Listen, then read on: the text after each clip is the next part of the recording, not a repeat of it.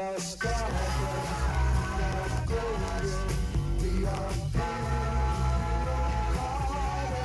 and we got to get ourselves back to the garden.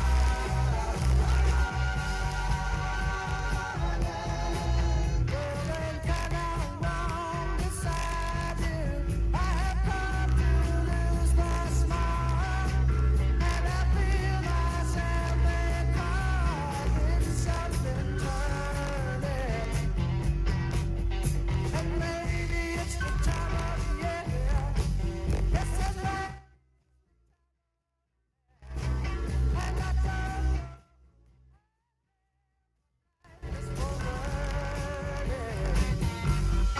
we are stars, we are golden.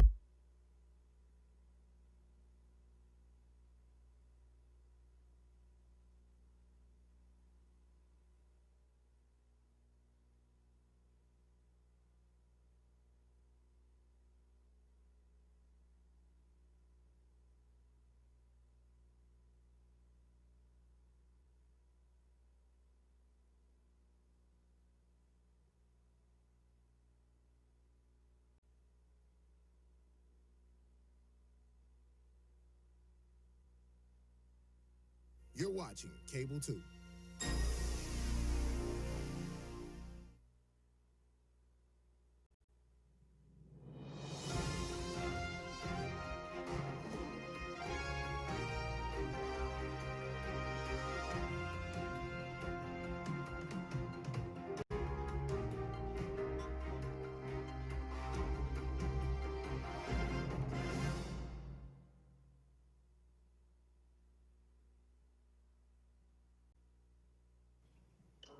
Welcome to the Winston-Salem Forsyth County Board of Education meeting. Today is Friday, July 17th, and we are meeting with you virtually today. I will turn the meeting over to Chair Shay Woodbury. Thank you, Dr. Harrison. Good afternoon. My name is, of course, Shay Woodbury, Chair of the Winston-Salem Forsyth County Board of Education, and I would like to welcome our community to our July 17th special call, of course, virtual, I would say remote meeting. I think some of us are in different places at the Ed building at home, and just being remote today in light of our meeting.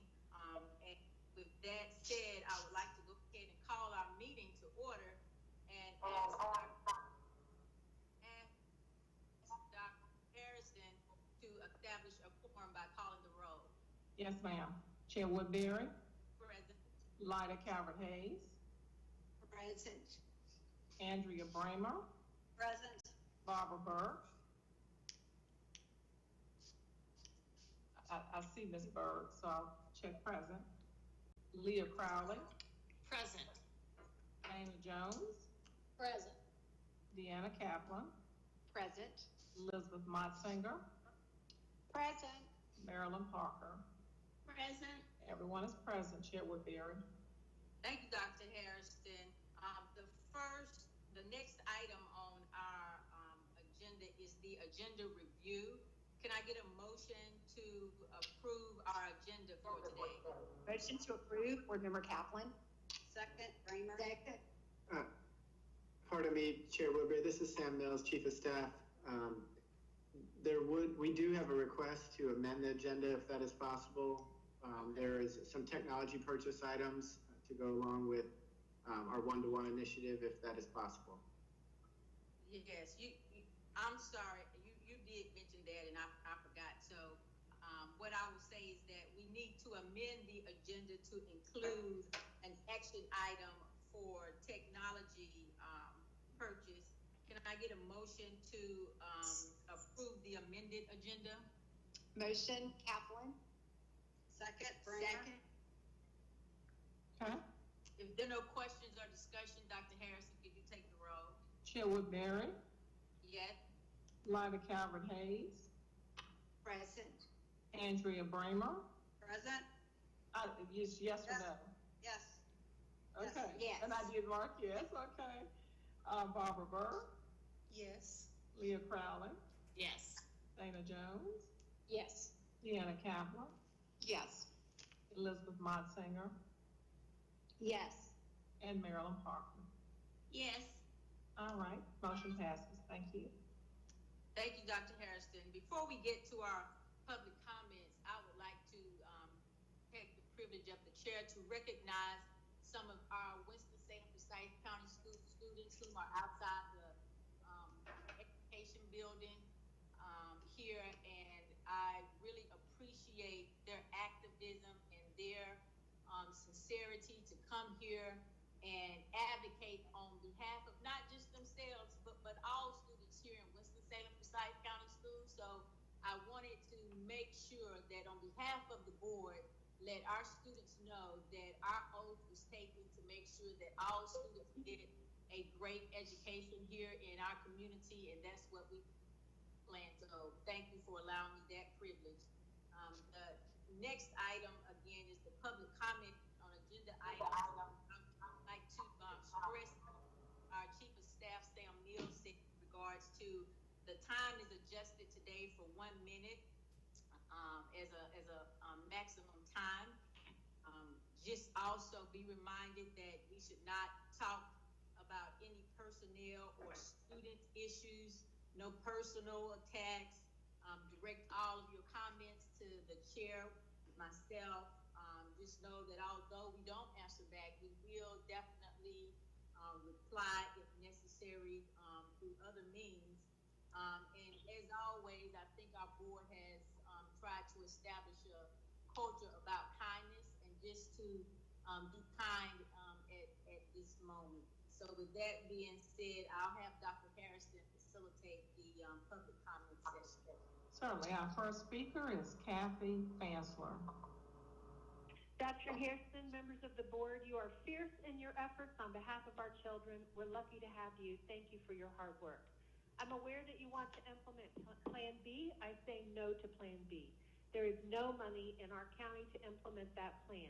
And as virus numbers climb, teachers overwhelmingly believe it is unsafe to return, as evidenced by the signatures on the petition I sent to you, as well as the FCAE resolution which you received. Face-to-face instruction will lead to greater community spread and another shutdown, which is so traumatic for children.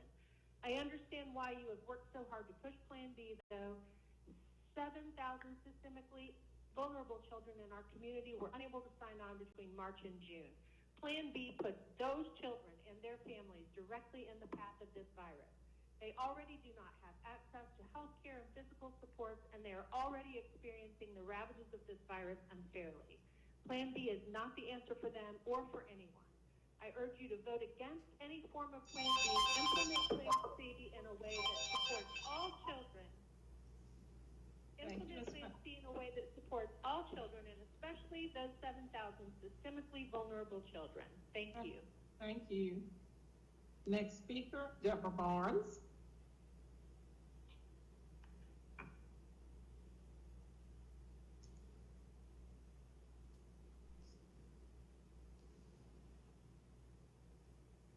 Next speaker is Deborah Barnes.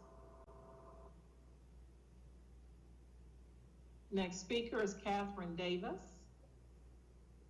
Good afternoon, members of the board. Thank you so much for your hard work this year. We really appreciate it. As a teacher, I'm very concerned and nervous for the staff of Winston-Salem Forsyth County Schools to attend school this fall. We're thinking about bringing young students back full force with just a few months of data to support that decision. The fact of the matter is COVID is still relatively new. We have only been in this battle for a few months. Yes, we think that children do not show as many symptoms, but data is emerging that pregnant women, newborns, and family clusters are heavily affected. Even if students do not get as sick, I'm worried about staff. I'm worried that we're going to put staff, especially those with underlying health issues or family members, in a really tough position to either look for employment elsewhere or risk their health or the health of loved ones. Plan C, although a difficult decision, ensures that we keep the majority of staff members, prevent large turnover, and ensure their safety. Thank you so much. Thank you. Next speaker, Eleanor Wood.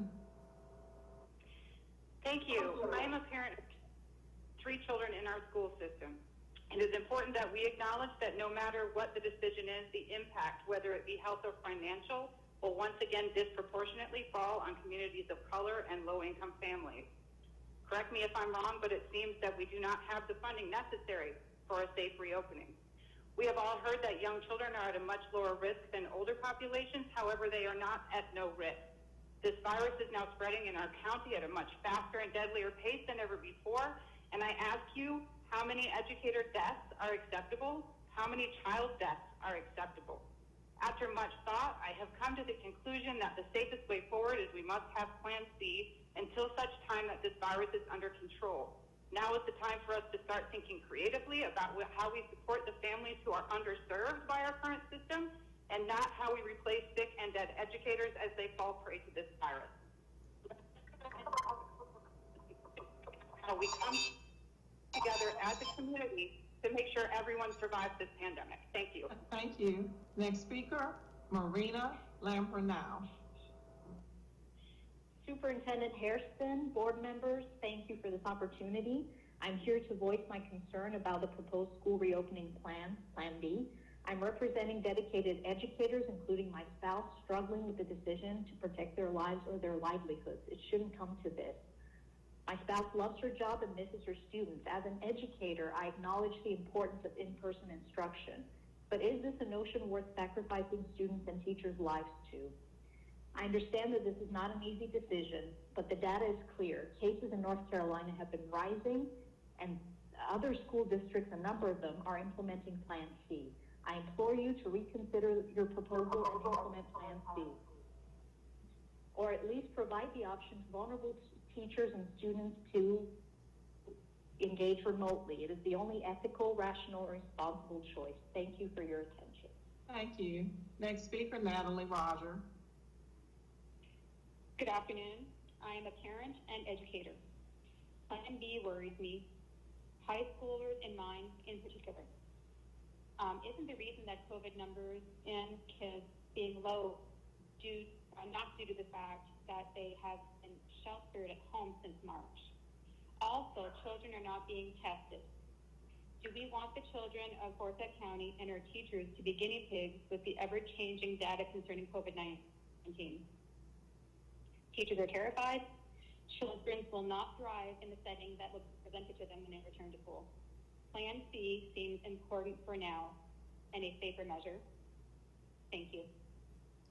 Thank you. Next speaker, Aviva Bender Tualamosa.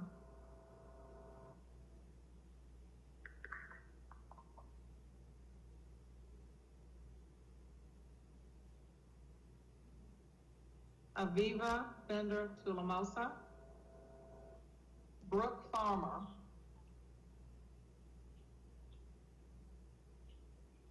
Brooke Farmer. Hi. Good afternoon. It feels like a lot of assumptions have to be made in order for Plan B to work. One of those is that there are enough substitute teachers that are, quote, willing and happy to cover teacher and staff absences. I'm a recently approved substitute, and I'm not planning to accept any substitute positions while schools are under Plan B. Every year, there are issues with getting substitutes to cover teacher absences at many schools in the district, especially Title I schools. Under normal school conditions, that creates additional stress for students, teachers, and staff. If substitutes were not willing to cover shifts at those schools during normal school conditions, how can we possibly think they will during a pandemic? That would just be adding another stress and inequity at those schools. Please open schools under Plan C to allow for more time to work through these logistical challenges. Thank you. Thank you. Next speaker, Jennifer Pike. Thank you, Superintendent Hairston and school board members. And I'd like to especially thank the board members who came out to the education building today to support and recognize those students that are out here asking for equal time in education. I don't believe that we can go back to school under Plan B right now, not with the numbers, not with the uncertainty. I do believe that Plan C would be the best idea temporarily, but if we do have to go back under Plan B, it is not in the best interest of our high school students to not see a teacher at all this quarter, this semester, this year. They need to see their teachers 1 to 2 times a week for instruction. They're feeling left out. they are left out. And I understand, and I've heard comments that remote learning, they would be expected to be in class, that remote would make it more like they're in class. I have taught remote learning, and that is not true. That is not true. Thank you so much. Next speaker, Val Young. Greetings to all. I'm Val Young, president of the Forsyth County Association of Educators. We now know that the governor has made a decision to reopen schools under Plan B, but giving us flexibility to move to Plan C. LCAE has stated in their resolution that we believe that we should start at Plan C and gradually move to Plan B when the Forsyth County COVID levels are on a downward trend. Staff really want to be in front of their children, delivering great instruction. However, the safety of our staff, students, our TAs, bus drivers, cafeteria workers, and our frontline workers are the most important thing to us. We want to thank you for all the hard work, and I know the sleepless nights that you have endured, but please make a decision that is best for our staff, students, and everyone involved. Thank you. Thank you. Next speaker, Nick Jones.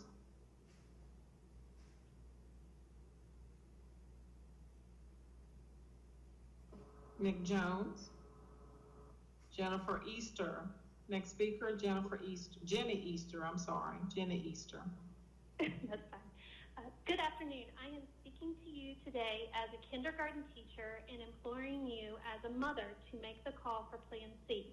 We already know that Plan C will save our district millions of dollars. We can use those funds in assisting our families that struggle with virtual learning in the spring, or for those that may not have the necessary support for the next coming year. I want parents to have the confidence in us educators that we are already set up for this mode of teaching anyway, and it will not look like it did in the spring. The school board is voting today to approve tech funds to buy more devices for students. I'm pretty sure I heard in the spring that we have already spent hundreds of thousands of dollars to buy hotspots for a whole year. That means we have them till at least March. We aren't banned from our classrooms anymore under lockdown, so now we have access to resources and manipulatives we can use to make educational videos for our children. Teachers are also required to take several different trainings in the next 2 to 3 weeks to help us learn how to use and implement virtual learning. We can all make this work if we can just... Thank you so much. Next speaker, Justin Green. Hello, I'm a parent of 2 children in the system here. My role as head big coach at Wake Forest has allowed me to both physically and virtually work in 12 schools. Thank you to all the school board members who participated in the forums hosted by Wake Debate and Winston-Salem Forsyth County Schools. It's good to be on the other side of the podium right now. I want to echo the sentiments that certainly we don't have the money. I hear Dr. Harrison discuss in the Winston-Salem Chronicle interview using central office. I just feel that will leave the central office overstretched and we'll still need more teachers. It's certainly the American Academy of Pediatrics has made it clear communities where cases are still rising, the health and safety should come first over the emotional, social, and health and well-being. Finally, I just want to say we're moving our teachers to a new platform, Canvas, which is awesome, but it's not easy to learn. Giving them some time off right now to work on that means we're better off if we do have to go back to online learning later on in the fall. Starting now and jumping the gun makes the situation even worse. Thank you all for your time. Thank you. Next speaker, Cheryl Hancock. Thank you. Plan B, as is proposed today, not allowing high school students face-to-face instruction, takes the once-in-a-lifetime high school experience away from our 9th through 12th graders. I understand and respect the board is trying to base their decisions on the health and safety of our children and teachers. However, there are other factors to consider when the decision that excludes 31% of our student population. What about the mental impacts of our teens, falling behind in the learning process, anxiety and depression, isolation, or lack of motivation for learning? High school students should not be made to sacrifice more than kindergarten through 8th grade students during this pandemic.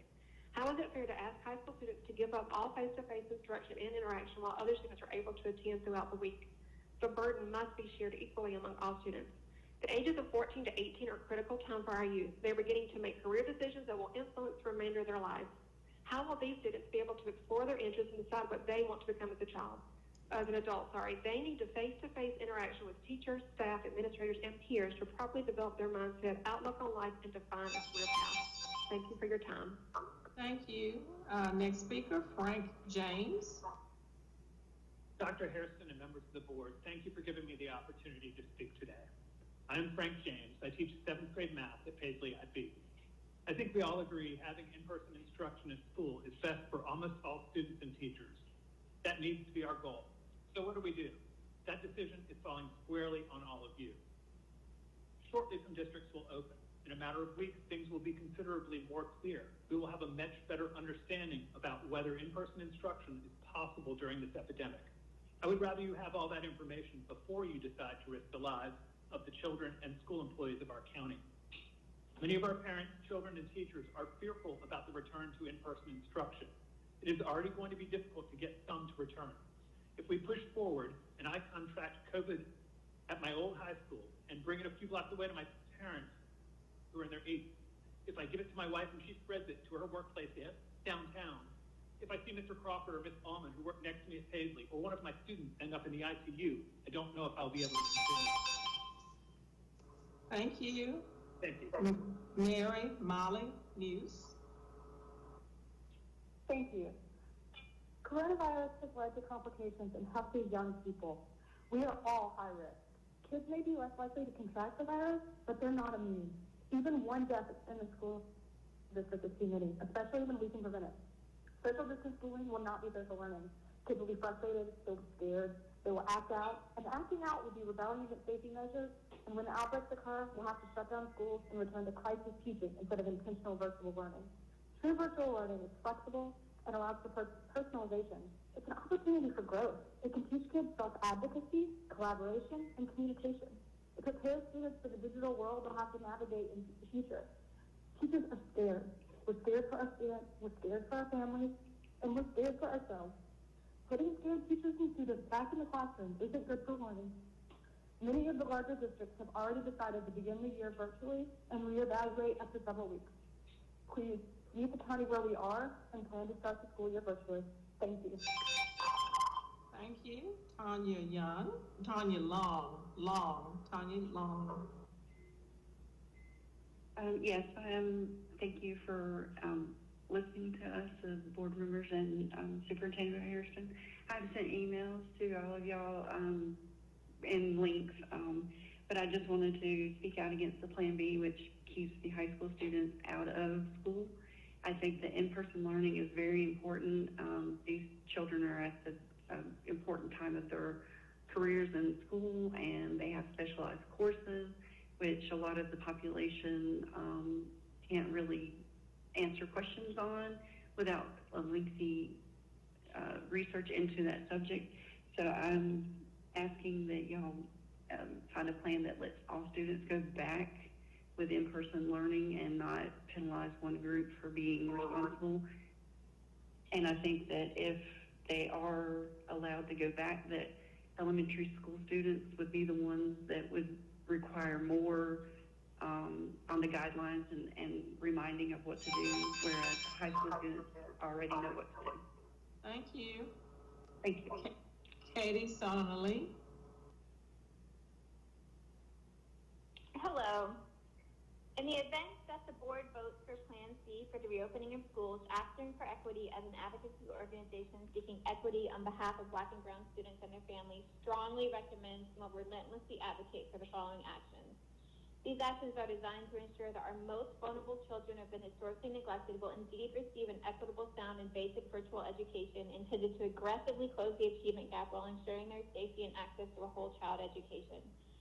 As plans are created, we recommend the following be taken into consideration: an equitable understanding of what learning means to Black and Latino families, enacting the Family Engagement Education Task Force recommendation that specifies strategies to increase accountability of families to become a part of the learning diagram. This pandemic serves as a demonstration that the work of educating our children cannot continue to be the job of the teacher or school alone, but must center the parents and include the community at large. School support personnel with mindsets based on equity, but not extreme sympathy, that provides school to parents and advocates.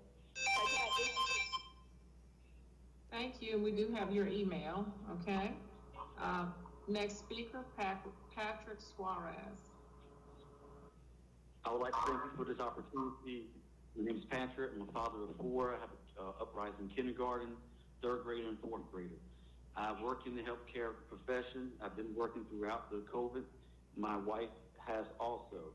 Where I work, none of my patients have contracted the virus.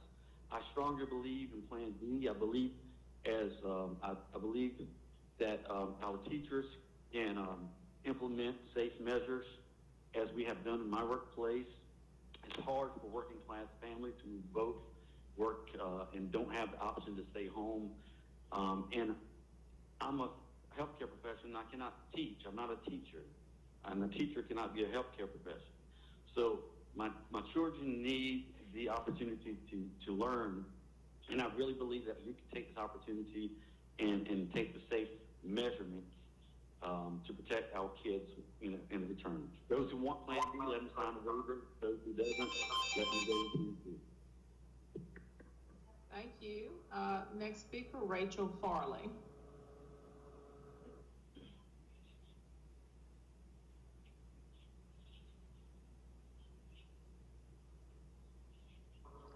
Rachel Farley. Next speaker, Raza Hayter. Good afternoon. My name is Raza Hayter, and I am the parent of 5-year-old twins that are due to start Cash Elementary School kindergarten this fall. Given all of the COVID-19 statistics and science-based evidence on my children's age demographic, I'm requesting for Cash to allow them to attend in-person school this fall and for the school to start on time. The inconsistencies across the nation and in our state are the driving factors behind my request. As their parents, my wife and I will do everything that is required, along with assume accountability to ensure their conformance to the guidelines that will be put in place. And lastly, I also request that the board consider permitting face shields as a viable alternative to face masks as a means of risk mitigation. Thank you for allowing me the time to speak. Thank you. Next speaker, Eunice Donati.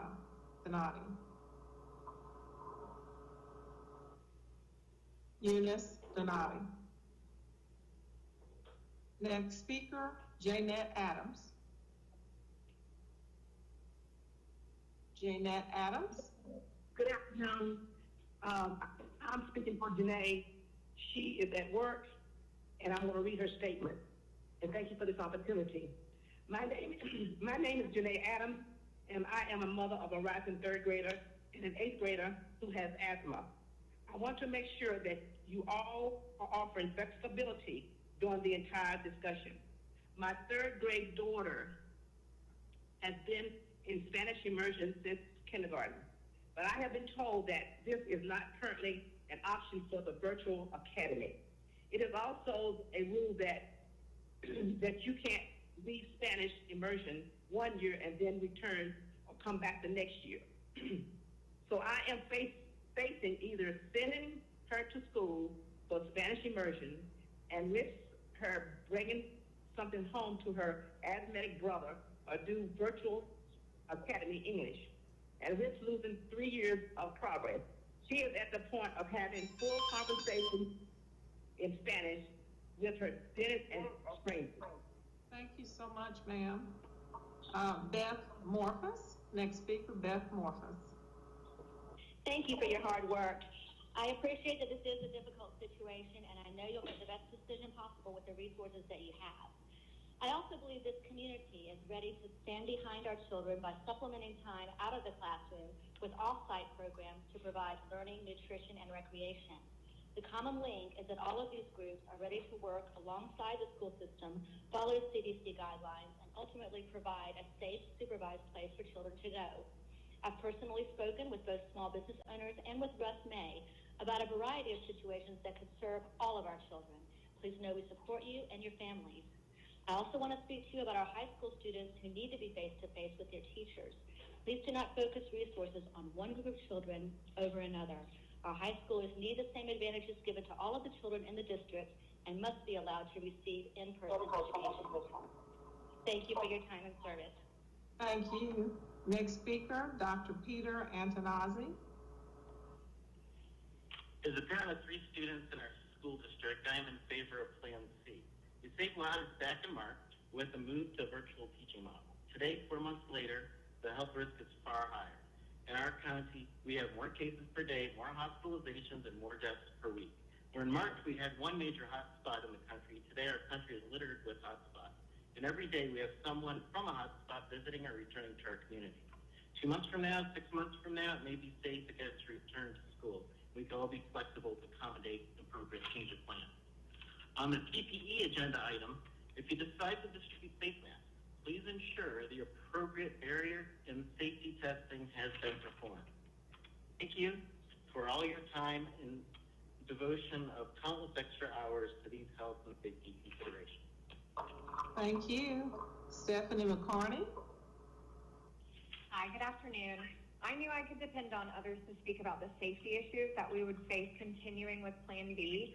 I'm an elementary school teacher, and today I want to speak on the quality of education that students will receive in class, sitting at a desk all day 6 feet apart.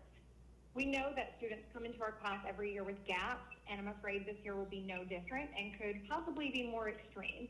I worry about what teaching in a classroom all day and not being able to differentiate or hold small groups or centers will look like. I feel that we will not be able to run interventions. We will not be able to collect reading data 6 feet apart. These are things that could be adapted to an online portal and we could better tailor work to meet the needs of our students. I'm also concerned about what giving feedback will look like to students when others can hear. I feel they'll be embarrassed, and overall this will not be beneficial to our kids. I really hope that you will consider this and do what's best for everyone and choose Plan C. Thank you. Thank you. Next speaker, Shonda Dukes.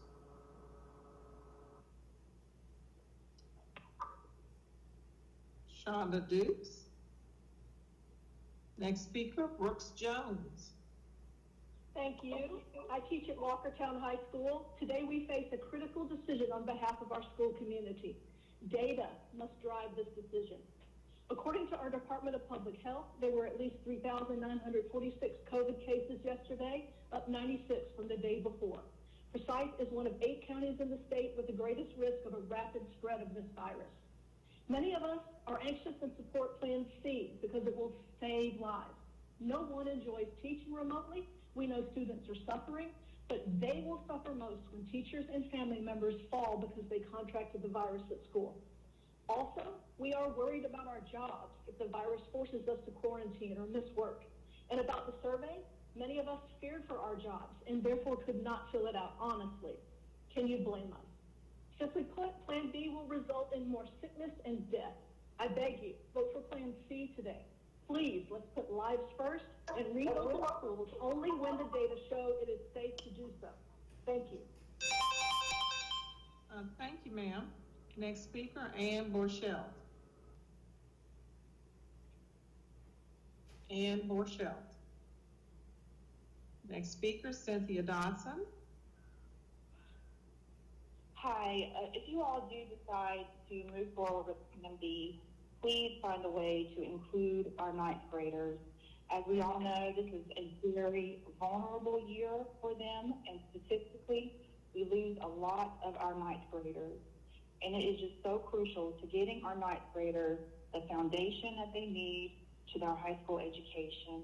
It is critical that we at least include our ninth graders with being into the school building and face-to-face contact with their teachers. We are extremely concerned, worried, frustrated with the remote learning, and it is a lot to ask of a 14-year-old. If you all do not include the ninth graders, please find a plan and reassurances that the students will not be penalized if they are unable to succeed with this remote learning, because none of this is their fault. They are really feeling alone and abandoned and left out. Thank you. Thank you. Paige Morphus, our next speaker, Paige Morphus. Hello, I'm Paige Morphus. I am a rising freshman at Reynolds High School. Online learning was really rough, really stressful, and a lot of kids' grades plummeted. Some kids need hands-on learning. I need to be able to ask questions in person right then, not wait for office hours.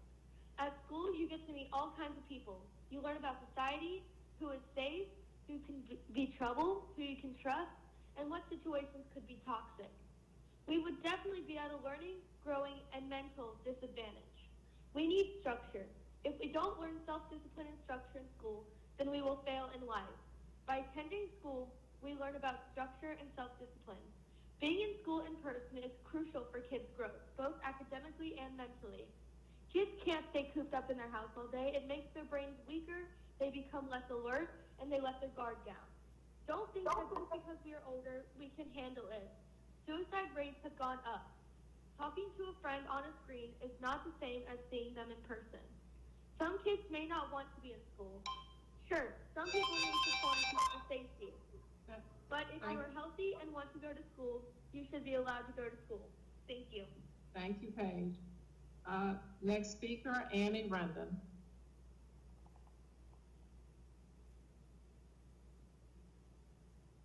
Next speaker, Annie Rendon. Next speaker, Robert Capizzi. Thank you, Dr. Hairston, WSFCS Board. I'll just cut to the chase. If the 4,500 students have already signed up for virtual learning, though we don't know the breakdown, is there no way to incorporate, if Plan B is adopted, to include the 9th, 10th, 11th, 12th, or 10th, 11th, and 12th students? If students have already adopted or decided to do the virtual learning, will that not free up some space to allow the older grades to attend? And number two, a little concerned about how the grading will occur with the online stuff, especially if it's protracted through a quarter semester or the entire year. What kind of flexibility will the students have with timetables? A lot of the online Moodles and et cetera have like a 11:59 deadline. We know there will be issues if 7,000 students didn't even log in back in the spring. How will those things be addressed? Thank you very much. Thank you. Next speaker, Trip Jeffers. Thank you, Dr. Hairston, members of the board. I'm Trip Jeffers, the Social Studies Department Chair at Parkland High School and the former president of the Forsyth County Association of Educators. You've heard a lot today about the reasons we can't do Plan B. I want to focus on what we can do together as a district if you make a courageous decision to proceed with Plan C. We can spend the next full month preparing for remote learning, which is 90 days more than we had on March 13th when this pandemic fell in our laps the first time. We can spend the next 4 weeks to make sure that the thousands of students who never logged on in the spring are met where they are and given the technical and community support they need. We can utilize empty buildings with willing employees to provide some face-to-face and socially distanced opportunities for students who need it. We can enlist the support of local churches and community groups in a way never before envisioned to provide support for those too often left behind. So make an important decision today. Thank you. Thank you so much. Lori Farrington. Next speaker, Lori Farrington. Yes, ma'am. Thank you. I'm a 22-year veteran teacher and a mother of 3 and healthy as a horse. However, I do not plan to return with Plan B. I don't want my daughters to return with Plan B. And we all love school. It's a conundrum. I've waited patiently for your all's abilities to make good decisions for all of us, employees, families, and taxpayers you represent. Today is your day. I found ways to do my job and assist my children, elderly family members, while maintaining my health. What does that mean to you? The new Plan B says I should be a martyr in a small, poorly ventilated classroom all day, 5 days a week, 6th through 12th grade, with a subgroup of highest positive COVID tests. I teach ESL. When asked, we were dumbstruck by new Plan B. One coworker is in the hospital with COVID, another is making wills, disregarding all of the work that we've done. Plan C affords us time to evolve. We flexed in the spring. Do not break us now. Brooke Farmer just said we can't afford subs on a good day. Member Caudle Jones offered to sub only because she's healthy. Conveniently, though, you all still meet virtually. What a privilege. We teachers do not live to work, we work to live. We would prefer both. Plan C allows that. Thank you, ma'am. Next speaker, Daryl Green. Daryl Green. Next speaker, Dr. Annette Beatty. Good afternoon. Thank you so much for this opportunity. What I'd like to talk about is the testing for school employees going back.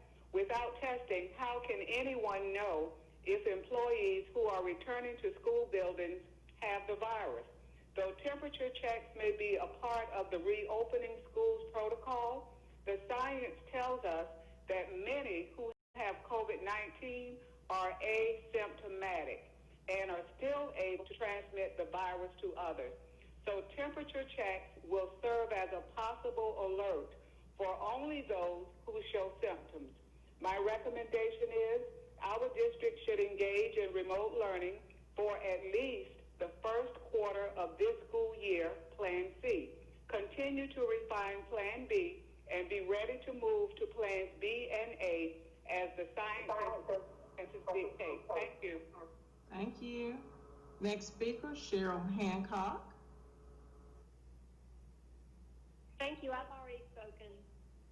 Next speaker, Sarah Jacobson. Good afternoon. My name is Sarah Jacobson, and I'm a rising ninth grader in the district. I've heard a lot of teachers and parents speaking today, but I want to share the perspective of a high schooler who is currently not even included in Plan B. Entering any new school, especially a high school, can be very overwhelming, especially if students have no previous connections with their teachers and or classmates. Ninth graders have a difficult time adjusting to a change in class difficulties if they're in ninth grade, and grades 10 through 12 may be taking APs, which are a crucial part of building towards college. Between difficulty of work and lack of social interaction, students may just decide to drop out of school altogether. Moving school online makes it that much easier for them to do. Lack of social interaction may also lead to an increase in teenage depression. High schoolers need to be included in Plan B. I know there is a lack of funding and resources, but if enough students go online to virtual academy, it may not become as big of a problem. If Plan B is not at all possible, starting off the first month or at least first 2 weeks would be a good idea so students and teachers can make those connections. Please consider adding high schoolers to Plan B. Thank you for your time. Thank you, Sarah. Wendy Dolish. Hi, thank you for letting me have the time to speak today. I wanted to talk about Plan B also and including our high schoolers. As a healthcare professional, I understand the situation, but I also understand that we can do this safely the same way we do on a day-to-day basis. High schoolers are struggling with mental aspects, with feeling left out, not getting the interaction from their teachers that they needed, and that what they had was in-person instruction. With having a child that's at the top of her class, hearing her say that she learned absolutely nothing in the spring was very disheartening. As she strives for academic success, 2 days a week would be a huge thing for her to have face-to-face, and any high school child, just so that they are included. We also worry about the advanced classes and grading and testing for college readiness, and then as a parent of a rising 8th grader with HAG, we also worry about teachers and split classrooms. Thank you. Thank you. Pastor Tandila Covington. Thank you for this opportunity to speak. My message is on behalf of the Ministers' Conference of Winston-Salem and vicinity. The safest route and option for our families right now in order to stop the spread of COVID-19 and to still support the K-12 education of our students is to opt for virtual learning, Plan C. We at the Ministers' Conference of Winston-Salem and vicinity have heard from our communities, and they have said that they are scared, confused, and anxious. They are not ready to take the risk from a plan that is not robust enough as it is the risk of their lives of their children. As such, we are advocating for the district to begin online, to look at the data, to take time in putting a more robust plan in motion before engaging in a classroom learning environment. Thank you for the opportunity. Thank you so much. Kay Endress. Kay Endress. Thank you for allowing me to address you today. My name is Kay Endress, and I'm a teacher in this district. To avoid the disaster that happened when Israel reopened its schools, we must pay attention to community spread of COVID-19 before deciding to reopen schools for face-to-face instruction. How is Forsyth County doing? From 8th July to 14th July, we have gone from 90 cases per 10,000 to 100 cases per 10,000. That's equivalent to going from 900 per 100,000 to 1,000 per 100,000. In other words, a change of 100 new cases per 100,000. This is well above the threshold for complete shutdown of 50 per 100,000 in 7 days mentioned by German Chancellor Angela Merkel, a trained scientist. This must be the primary consideration as you consider reopening plans. In fact, the unpublished document from the Coronavirus Task Force in the news today puts North Carolina as a state in the red zone for exactly this metric. Thank you. Thank you. Robin Brown, next speaker, Robin Brown. Last year, my high school daughter was overwhelmed and frustrated with online learning. She often had technical difficulties and distractions at home that made it hard to concentrate. Many students take career and technical courses like nursing and automotive. Labs, clinicals, and hands-on demonstrations cannot be done online, so by not having access to in-person instruction, students will run into a dead end on the road that would help them determine their career path. With remote learning, are you not concerned that parents, friends, or whoever else may be completing the work or taking the test for the student? How can you verify the student is the one who is actually submitting the work or taking the test? In a classroom, there is a teacher watching to ensure no one is cheating. The virtual academy is available for those who do not feel safe to be in a classroom. A classroom setting needs to be available for those who struggle with online learning. Do not assume online education is conducive to all high school students, because from what I witnessed last year, clearly it is not. Would you have not been successful in high school had you not been able to ask a question and receive an answer immediately, had personal, not computer-based interaction with your teachers, and able to socialize? Thank you very much. Thank you, ma'am. Next speaker, Kim Herman. Thank you so much. Here are my bullet points for my original comments. Plan B is the dismantling of our school system as we know it. Kids spending 2 to 3 days in overflow rooms, meeting the mark for number mandates, misses the mark on the quality of education. I don't know how any parent would prefer this to distance learning. I feel like this crisis is being exploited. Changes are necessary, but to use a pandemic to do so feels unethical. We're better than that. Virtual Academy is forcing school families apart. Plan B will be permanent consequences for the quality of education in our district, as well as the physical and mental health of every single person within the building. As a community volunteer, we're ready to step up and work together to help fill this gap for students once it's safe to do so.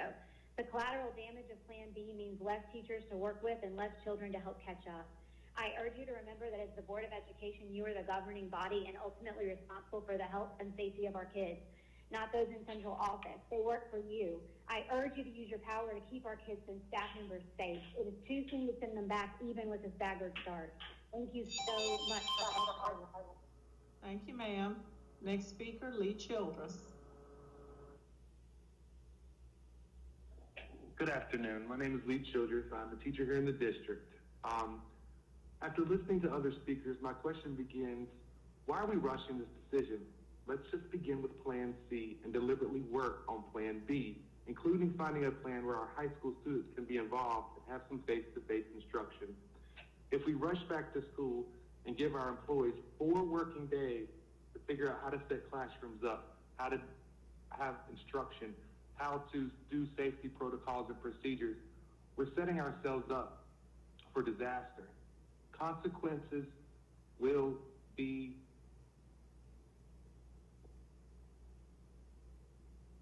Mr. Childress, we lost you.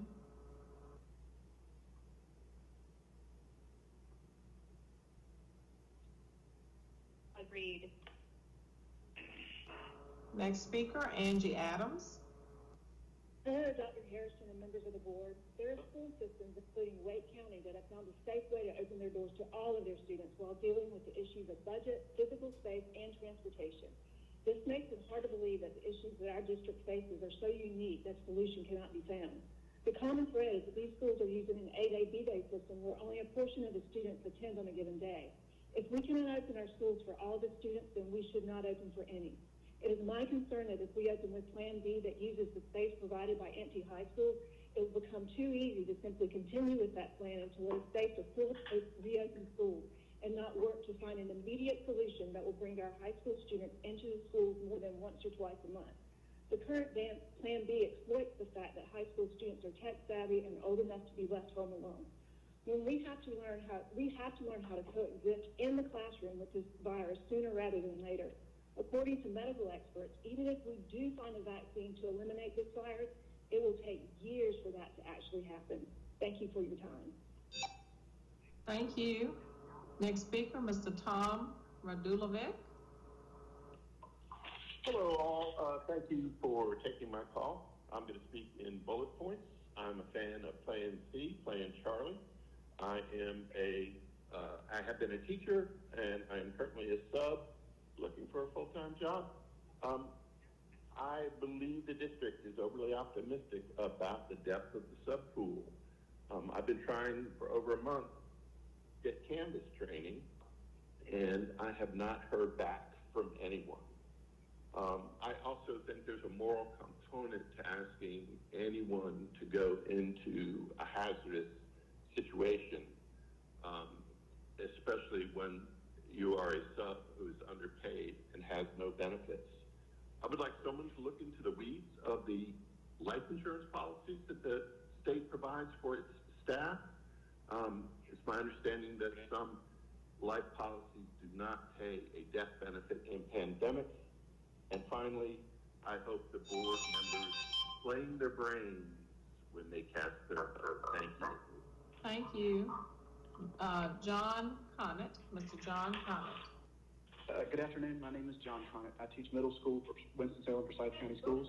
The proposed Plan B, in which every student K-8 is in school 4 days a week, is going to put a significant strain on the teachers of those grades. With social distancing, the number of core teachers will have to at least double. So encore teachers, many of whom are not certified to teach core classes, will have to do so. I can't imagine the stress to put on an art teacher to tell them you're teaching math this year.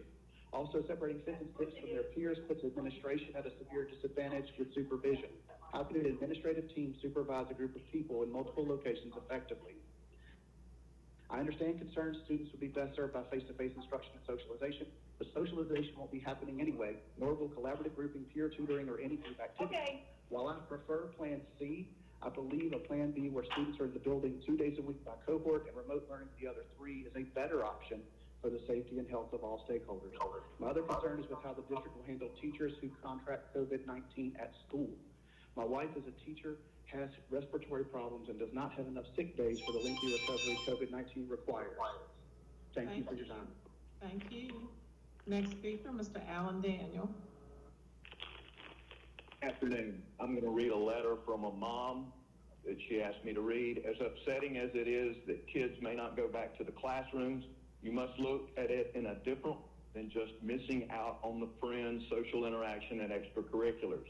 I understand how devastating it is. I have a 9th and 11th grader, 2 crucial school years.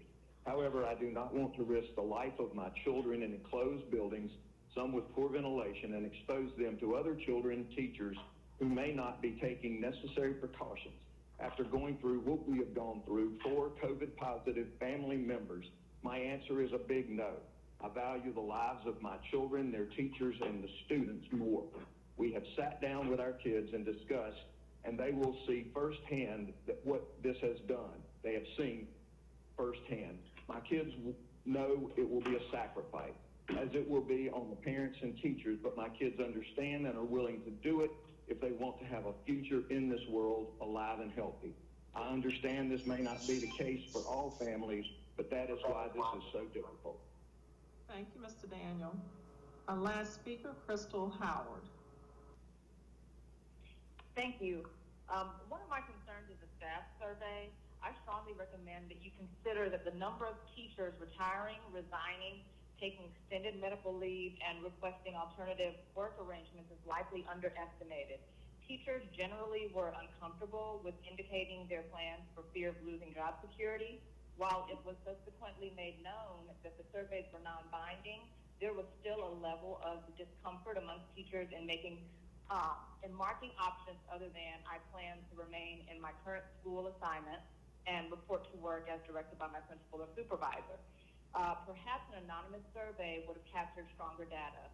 Furthermore, the first 2 options, resignation and retirement, did not differentiate between teachers who plan to retire or resign specifically contingent on Plan B and teachers who plan to retire or resign regardless. I believe that those 2 options were entirely too vague to capture accurate data, and I believe the number of teachers planning to resign, retire, take medical leave, and so forth is underreported. Thank you so much. Thank you so much, ma'am. Chair Woodbury, that concludes our speakers. Thank you, Dr. Harrison. The next item on our agenda is the discussion items. The first discussion item is the Teleworking Policy 4236 by our General Counsel, Dion Jenkins. Good afternoon, Madam Chair, members of the board, and Dr. Harrison. If it is, I'm not sure if Sam, if you're driving the screen here, but I'm happy to share my screen to pull up the policy and run through it.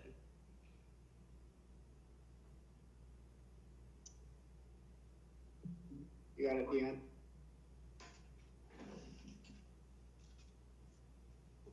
Thank you all. Give 1 minute to. Thank you. Are you all able to see this? Yes, ma'am.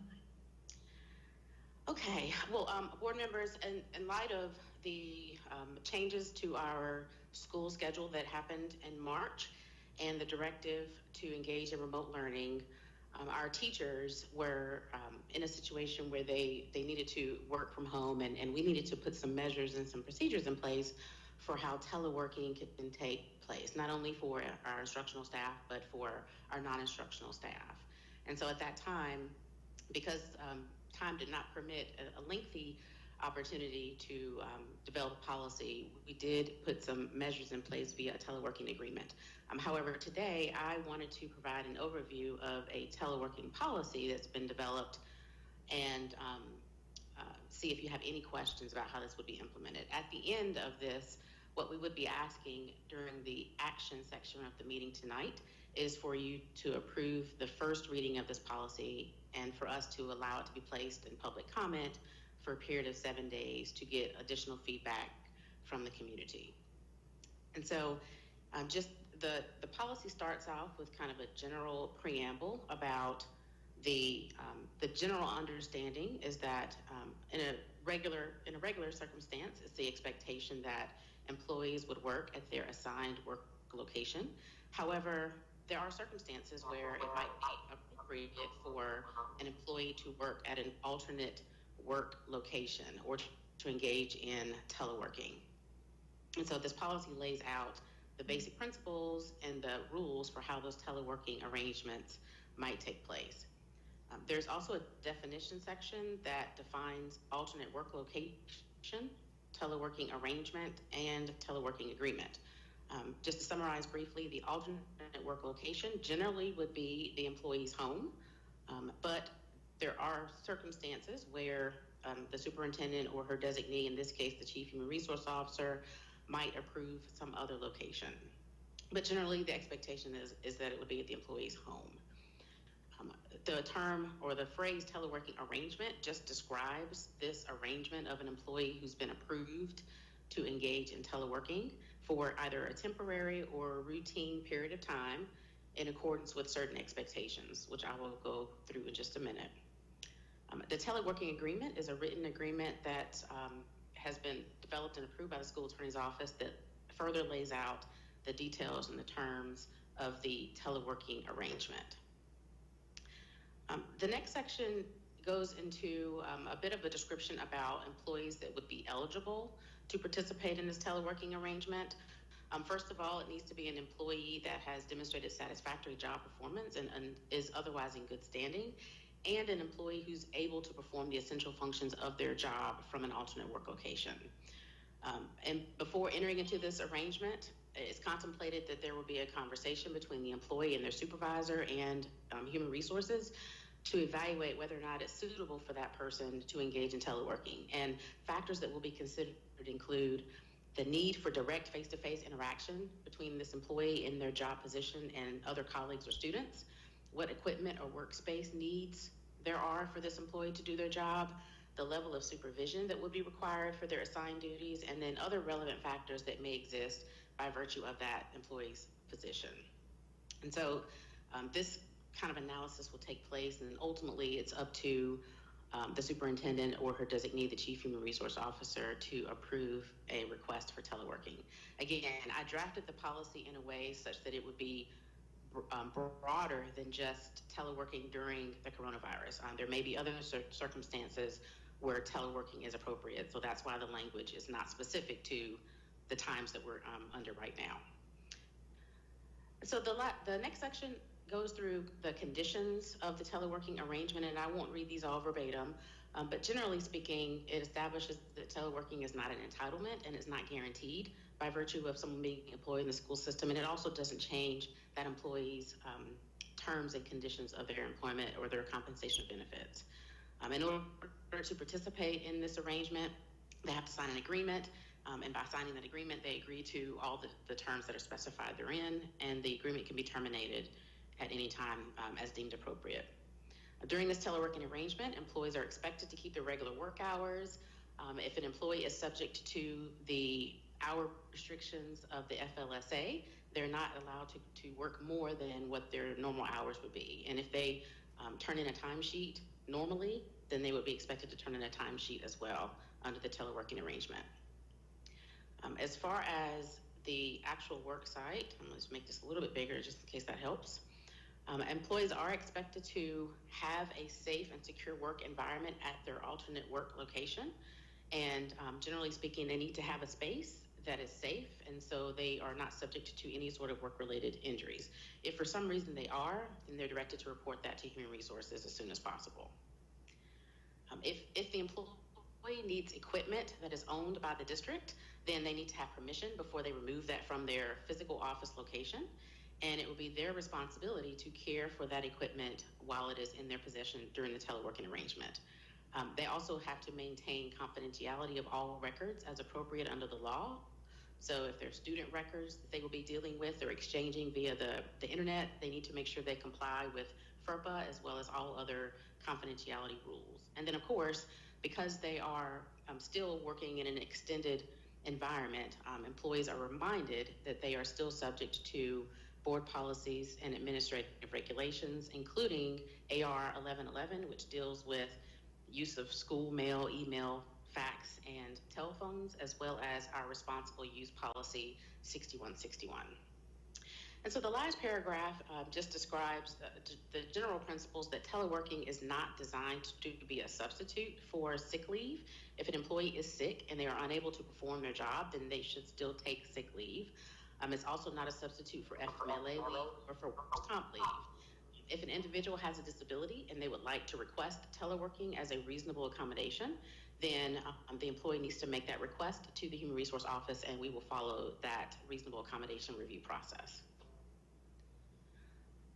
So with that being said, I'm happy to take any questions that you may have at this time.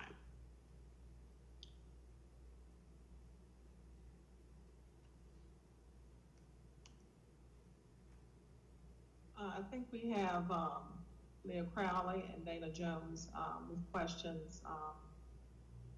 Ms. Jenkins. Yes, Ms. Crowley. You're on mute. I believe you're still muted. I think you're still muted, Ms. Crowley. Okay, we hear you now. Okay. It looks like one of the eligible employees, the A part says that an employee must have demonstrated satisfactory job performance. Does that mean this would not apply to any new hires, but only current employees would be eligible for teleworking? So that's a great question. It does not mean that they're ineligible. I think that, new employees would need to be evaluated on a case-by-case basis. And some of the other districts that have teleworking policies, they do have a requirement that the employee must have been employed for at least 12 months prior to being eligible for a teleworking agreement. So if that's something that we can look at, but I would say for new hires under this policy, they would be evaluated case by case based on the fact that they've only been hired for a brief period of time. Okay, so if maybe we could add that, because definitely the way it reads right now, I would assume as a new hire, I wouldn't be eligible for this. Thank you. Yes, thank you for that feedback. So Dion, this is Lord Jones. So is this the teleworking policy, is this really just designed for administrative roles, or if this evening we are switching over into a Plan C for our teachers and for the whole district to go virtual? Is this something of this policy that there would be a teleworking agreement with each teacher? Yes, ma'am. Okay, all right. So so if we are virtual for a time period, this is something that would be worked out with selective office hours and parameters and all of those things for each individual position. Yes, ma'am, that's the intent. Okay, thank you.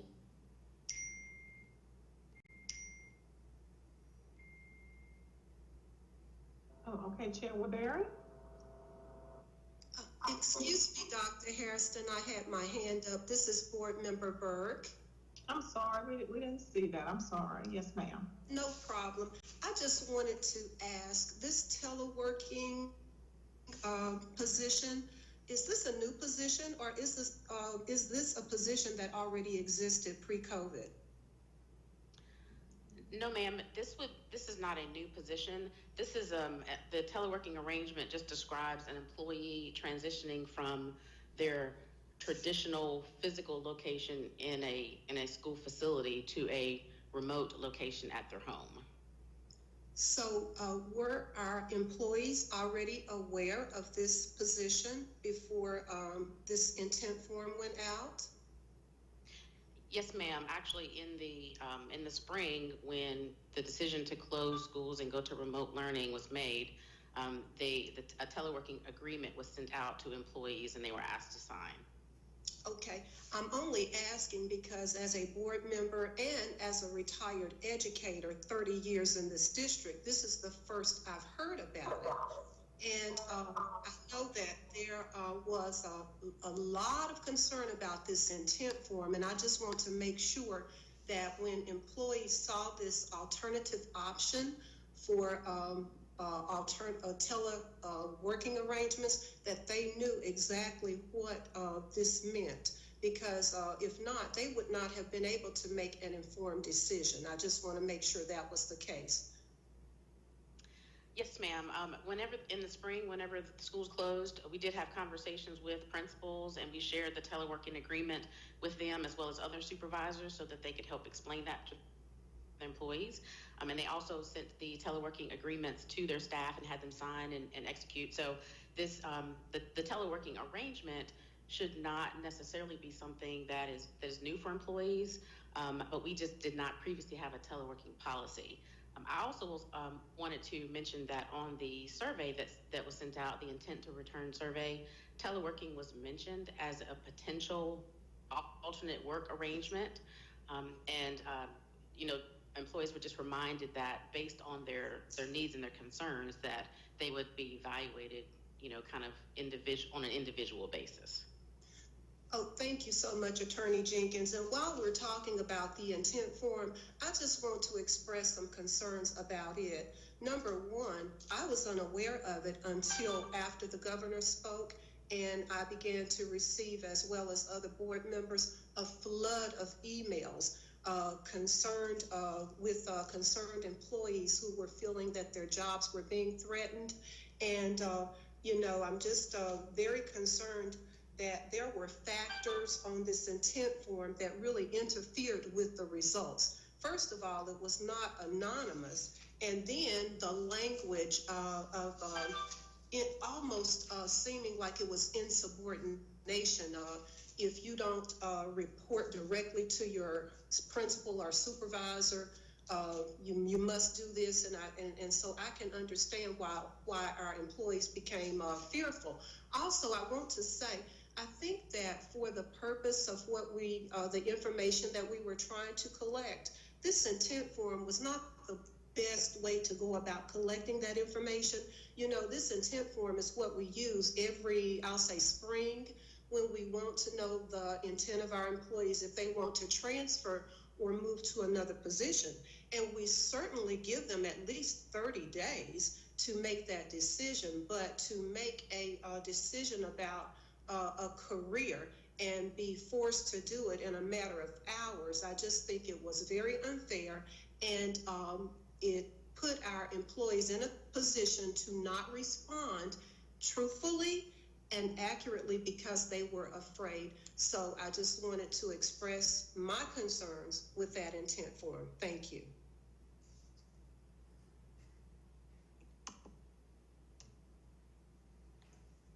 We have another question or about the teleworking policy. So Chair Woodbury, are you?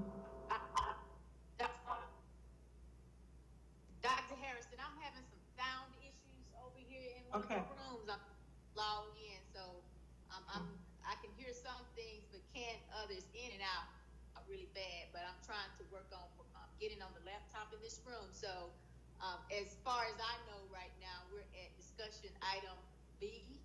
Yes, ma'am. Okay, so the discussion item B, of course, is the reopening plan recommendation by Dr. Harrison, our superintendent. Thank you. Thank you so much. As I begin today's presentation, I want to first say the plans I'm about to share with you are the effort of literally dozens of talented people within our district. Teams of people in our schools, in operations, in child nutrition, and in central office have spent hundreds of hours over the past 2 months trying to identify every barrier this health crisis is putting in the way of our children's ability to get a solid, sound, equitable public education.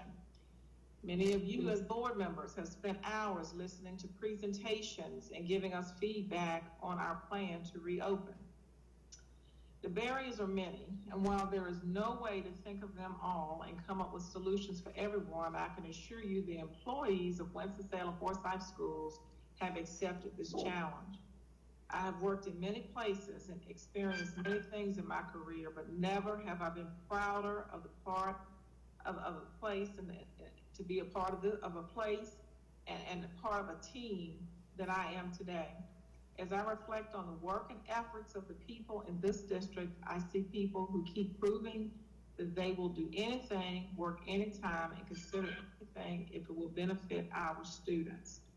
While we know no plan will be perfect for every student and every parent, we sure have tried, and we've done our very, very best to bring to you what we think reflects what's in the best interest of our children. Again, I'm so proud of our team who's put hours and hours and hours, and in fact worked through last night and early this morning to refine our presentation to you. I'm going to stop and pause before we go to the next section and ask everyone to mute so that your background noise is limited. Dr. Harris, I would also ask possibly if board members can wait until you are finished with the presentation, and then we would start with our questions and discussion. Thank you. Okay, thank you. Developing our plan for Winston-Salem Forsyth Schools during COVID-19. We receive reports on a regular basis from the health department and from one of our partners with the health department on the status of COVID in Forsyth. We watch the numbers on a regular basis so that we can have an awareness of how things are going in our own county. We know at this time we are in phase 2, safer at home. Governor Cooper has extended the phase 2 order for 3 more weeks and is expected to expire August 7th. And we certainly reassess at the end of each period upon each announcement. When we embarked on this reopening initiative, we had a vision to create a safe, vibrant, and equitable learning community for all students, which is aligned with our own district mission, vision, and to develop comprehensive evidence-based plans that thoughtfully and safely guided the reopening of school campuses, reflect the unique Winston-Salem Forsyth County community, and take into consideration the guidelines that have been provided to us. When we began, we wanted to be clear on our objectives, and that was to keep staff, students, and the community at large as safe as possible during a pandemic, or during this pandemic. And we wanted to be sure that schools provided all students with equitable educational opportunities and ensure that they continue to be responsible and students could continue to work towards being responsible, productive global citizens during this global health crisis. So that sort of drove our work as we heard from many people across our community, many students, parents, and educators. It drove our work.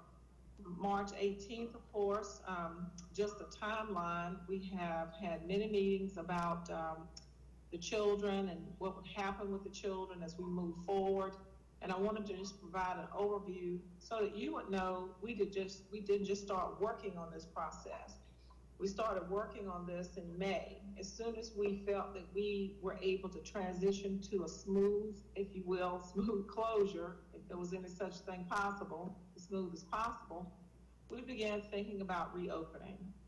And so we established a reopening task force. On the 28th, the task force, the request was made to the Board of Education, which was approved. June 4th, we spoke about, we went over the aspects of our COVID plan, our reopening plan. That was our first 2-hour meeting, to be followed by several other meetings that lasted somewhere between 2 to 4 hours with our last meeting. On the 18th, we again had another COVID meeting where we went over plans and possibilities. And again, all of this evolved based on the information we were receiving and the guidance we received. We participated in a Harvard group with other large districts, a planning team, to get information and insight. We presented again on June 25th. We presented again a reopening plan on the 30th. And each time, these plans evolved to reflect comments and feedback. On July 7th, we had a revised reopening plan based on feedback from principals and teachers. And again, emailed the revised reopening plan. I think Ms. Parker requested a hard copy because we had the plan that I reviewed on the 7th. And on the 14th, which was several days after the initial date that we expected an announcement from the governor, we received a governor's announcement that we would remain in phase 2, but we would open under Plan B. Now keep in mind that was just this past Tuesday. And our team has been really pressing on ever since then. And that just, again, wanted to give you some sort of timeline as to some of the events and all the activities that have occurred, and the many, many daily meetings that we've had with principals and central office teams and other school districts. So in developing our plan, we reviewed the CDC guidance. We looked at the Department of Health and Human Services toolkit gave us a lot of guidance and required guidelines for reopening schools that we needed to really adhere to. DPI, Department of Instruction, provided lighting our way forward for guidance. We had planning teams, really of over 200 people. There was a teacher advisory meeting, a classified advisory meeting. We took that information and that has impacted a lot of what you see today. We've had employee, parent, and community surveys, and I will say that the survey that we provide, we had a very, very good response to our anonymous surveys back in June, but they were anonymous. And at that time, 60% of our teachers indicated that they were ready to return to school, but that really did not provide us the accurate information we needed to make recommendations, or I needed to make recommendations for today. Students and parent focus groups were held. Yesterday, we in fact held a student focus group. I did not conduct that, but Dr. Cato and Ms. Cannon did. And the notes that they sent to us for that was just tremendously impactful. I want to remind you that the governor provided guidance and expectations that we develop a plan for each of these areas. And this was early on. Governor Cooper advised us to have a plan A. He advised us to have a plan for B and a plan C. And we have worked to ensure that we could have a plan for all three. Plan B was the most labor intensive because it involved bringing back students in a hybrid model. We thought that Governor Cooper was going to identify the plan that we would we would be in, but he actually indicated that we all were in Plan B, that everyone was to be in Plan B, start in Plan B, and could elect and vote to go to Plan C. So I want to start by going over Plan C with you briefly. Plan C involves remote learning. Our remote learning plan is being finalized and is due to the Department of Instruction next week. Nicolette Grant, our Chief Academic Officer, is putting the finishing touches on that plan, and that will be sent to you sometime today or tomorrow morning, and it will be posted on our website for the public to see. It includes our process for ensuring that children have quality instruction during remote learning periods, indicates what we will do to feed our children, take attendance, and provide monitoring of our children. It's a very detailed plan, and just about everybody across the district has some feedback or input to that plan. It even includes some aspects of attending to our social emotional needs of our children. Also, I want to remind everyone that we're just in a very good position with our one-to-one. We certainly hope to bring to you more our request today, and we'll bring to you a request today for more devices. But we are in good shape to start the year if we were to move in this direction with devices for children. And thank you again as a board for approving our textbook request, and thank you to Project Impact for supporting in such a big way textbook, because we will have hard copies for our K-3, and again, devices for our 3 through 12. And that is just the operational side of it. We also realized that last spring, it was very, very challenging for me as superintendent, and I know for you as a board, and then for some of our teachers to realize that we pivoted to online learning within a 4-day window of time. March 14th, the governor announced we would close schools. Teachers would have 3 days in their building for planning, and we needed to take 2 weeks to plan remote learning. We were able to start on the Thursday after his announcement. However, we know we had many, many children that did not engage, and the structure and process for following up with those students with the stay-at-home order was very difficult, very, very difficult. We have since done a lot of planning around how we would monitor and support children who were not engaged should we come to a place where we were in Plan C. So I'm going to ask Michael Pesh, Director of Social Work, to go over our CARES team work and how this would impact students if we were in a Plan C. Good afternoon, board members, Chair Woodbury and Dr. Hairston. Development of the CARES team is moving along and has evolved quite a bit as we work to serve all students who are learning remotely across the county and who may be facing challenges. I'd like to review a couple of critical pieces that will be important for you to consider. The CARES team design depends on collaborative work. The team's actually made up of several groups, with one operating within each school, including staff such as social workers, counselors, psychologists, administrators, and teachers, and the other team operating in the community made up of community leaders, interpreters, technology assistants, and homebound teachers. Coordinating these teams and all the referrals will be a coordinator who will monitor referrals and progress each day to ensure that barriers that students are experiencing are resolved as quickly as possible. And this is all going to require clear and regular communication between all team members on a regular basis. Helping families will be as important as helping students. And to do this, we will use our community leaders and district staff to plan, develop, and distribute educational materials to families about how to access the CARE team services, how to best support their children at home, and how to access needed community resources. Engaging families may be in the homes, it could be virtual, and it could be through the learning centers. Of course, keeping students connected to learning is the main goal of these teams. And learning what the biggest barriers were this past spring really helped us to create a plan to better meet student needs.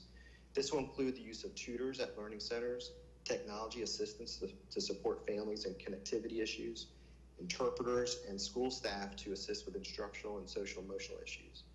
All areas of the counties will be served to reach all students who may be in need of assistance. Thank you, Mr. Pash. I'm sorry. That's okay.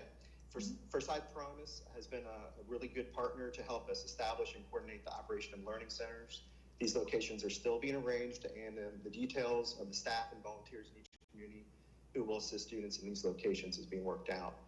While this is not a substitute for classroom instruction, they will provide a place for students to receive direct assistance from community partners or even from school staff. These locations will provide an environment for team members to connect with students each day. And a few other points, you can imagine that all this coordination is pretty complicated. The coordinator is going to help to manage this, as well as creating easy-to-use methods of making referrals and following up to confirm that issues have been resolved. So there's going to be a detailed referral process, and that's created to assist with this. Thank you. Thank you so much.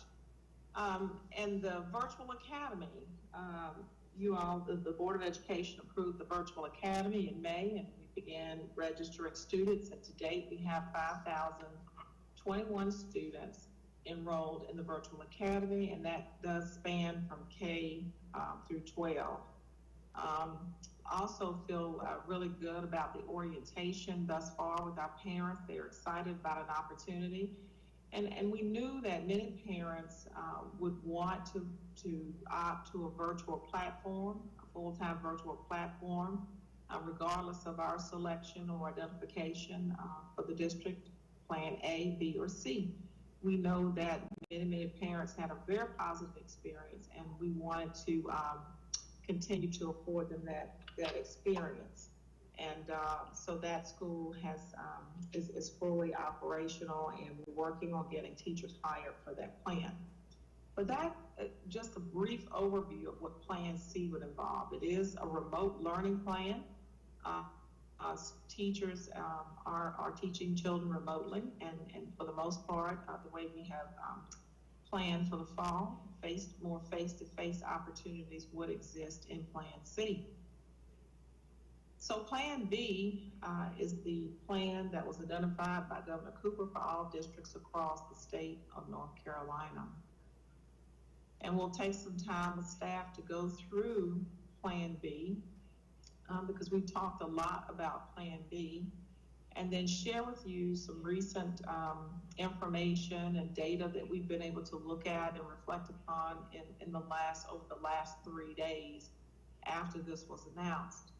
So Plan B does involve EC pre-K, grades K through 8, in school Monday through Thursday with remote learning on Friday. We experienced Flex Fridays last year, and that was very positive and successful. K4, and in some instances it would only be K3, would be assigned to elementary school campuses. 5, 6, and in some cases, larger schools, maybe 4 through 6, will be assigned to middle schools, and grades 7 and 8 will be assigned to high schools. And this is very fluid and flexible. Each day, we have 2 of our gentlemen, Bill and Haman, who watch the virtual numbers. And as the virtual numbers grow, we've been watching seats because that affords us more of an opportunity to get more students in a socially distanced, responsible way into our schools. And so that has been the plan.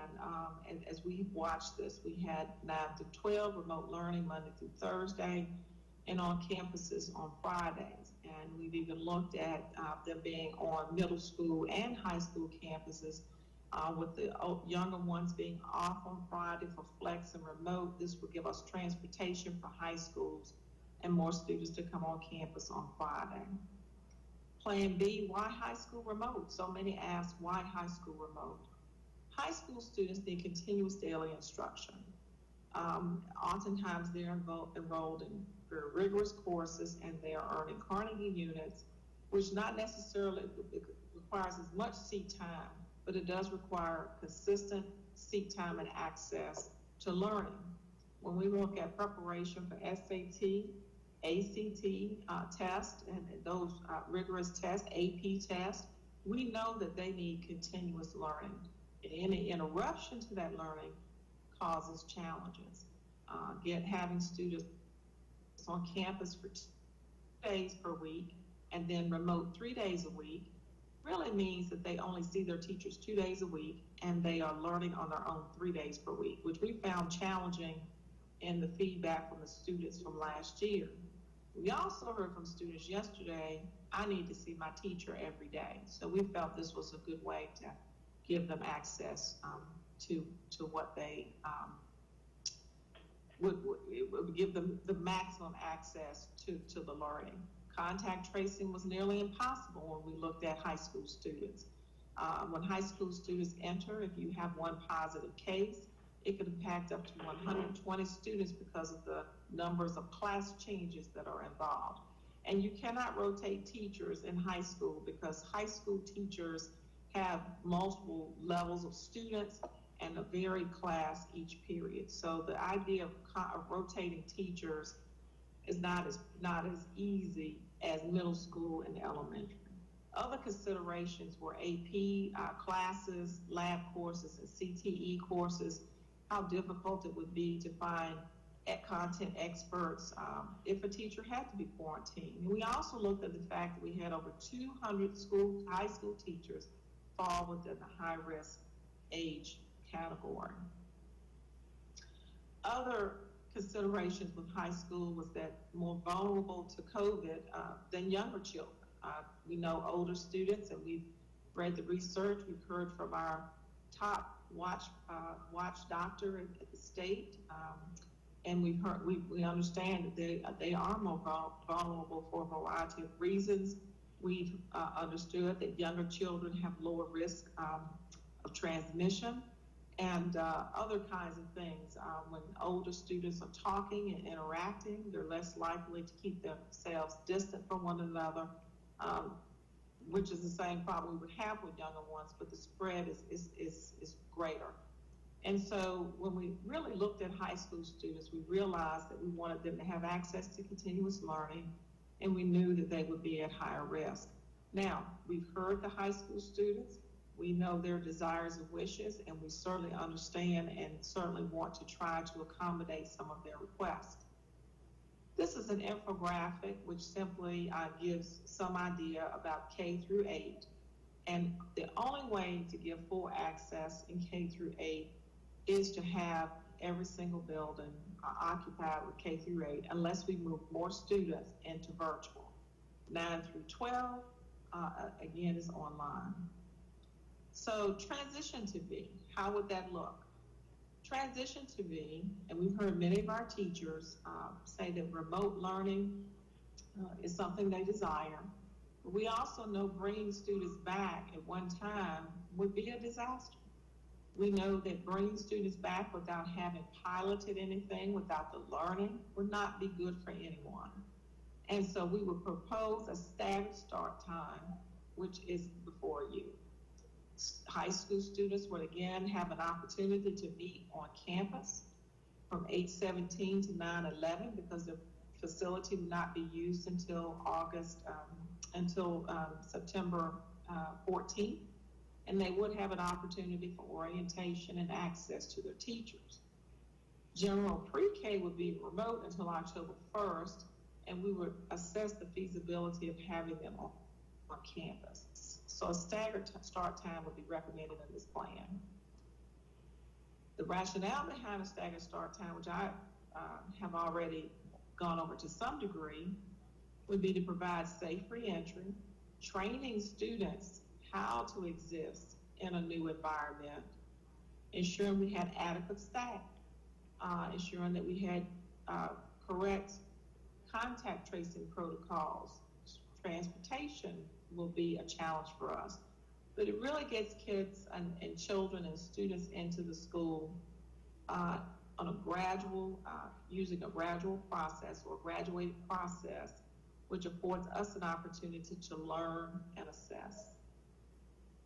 So our implementation plan has an instructional model, and I would like to ask Nicolette Grant, our Chief Academic Officer, to review the instructional model for Plan B. Good afternoon, Board members and all the public. Thank you, Superintendent Hairston. For our virtual high school, our high school virtual and online blind campus model. We'll be using Microsoft Teams for live instruction and daily support from our classroom teachers. We are going to be supporting our teachers move to Canvas as our learning management system for our one-stop access to all instructional resources.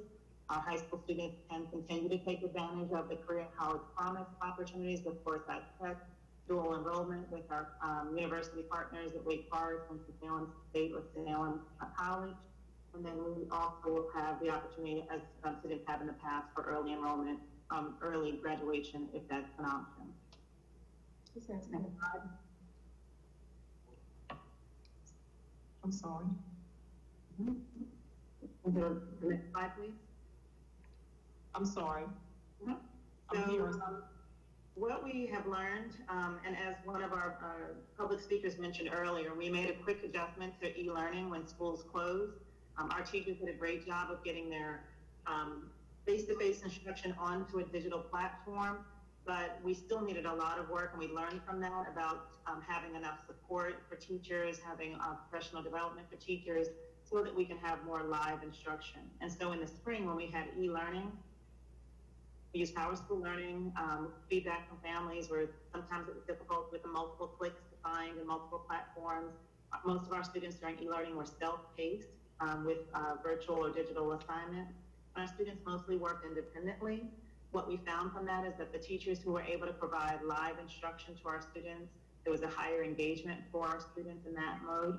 And so to that end, we're offering professional development for our teachers this summer to help us to be better equipped at online learning. And so going into the opening of school, if the decision is to go to Plan B, we would have live virtual learning for our high school students utilizing Canvas. There'll be face-to-face live teaching time with our teachers, so our students would have daily touch points with each of their classroom teachers virtually. And what they will do is log onto their Teams class at the same time for that live instruction. So the next slide just shows a sample schedule that we might implement if this is approved. So based on a student schedule, they would log on to the Microsoft Teams schedule at the start of each of their class periods with their assigned teacher. So if on an A day they had Math 1 first period, then both the teacher and the entire class will log on to their Microsoft Teams group for Math 1 at 8:55. The teacher would provide direct instruction for the content, at least the first 45 minutes of that 90-minute block, direct instruction, guided practice, discussion. The second half of that block, students can choose to then go offline to continue and work independently, or a teacher can choose to keep some students online for small group instruction. Then at 10:30, that student would then log on to their second period class where they would meet with their English 1 teacher, this is just an example, for live instruction, at least the first 45 minutes of class, and then have the opportunity for independent work. So students would follow that same schedule for each of their periods on our A day or virtual B day with live direct instruction with their teacher. And then we're proposing that on Friday, when the campuses are free, because our middle school students would be home on that day, that students in high school would have the opportunity to go to campus and have face-to-face small group instruction, support with their teachers, tutoring, and hands-on learning, which we know is extremely important for some of our science classes, such as chemistry, and for some of our CTE classes, such as cosmetology or automotive. So with this opportunity, students would have virtual learning, live instruction with teachers 4 days a week, and would have the ability to go on campus on Friday. Thank you. I wanted to ask Lauren to talk a little bit about setting up our classrooms. We have some demonstration models for principals, but the work that would go into setting up classrooms. So Lauren Richards is our Chief Operations Officer. Good afternoon, Chair Woodbury, members of the board, Dr. Hairston. So in the last couple of weeks, the facility specialists and I went out to a few of our schools to really just take a look and see how we could use existing furniture in our buildings.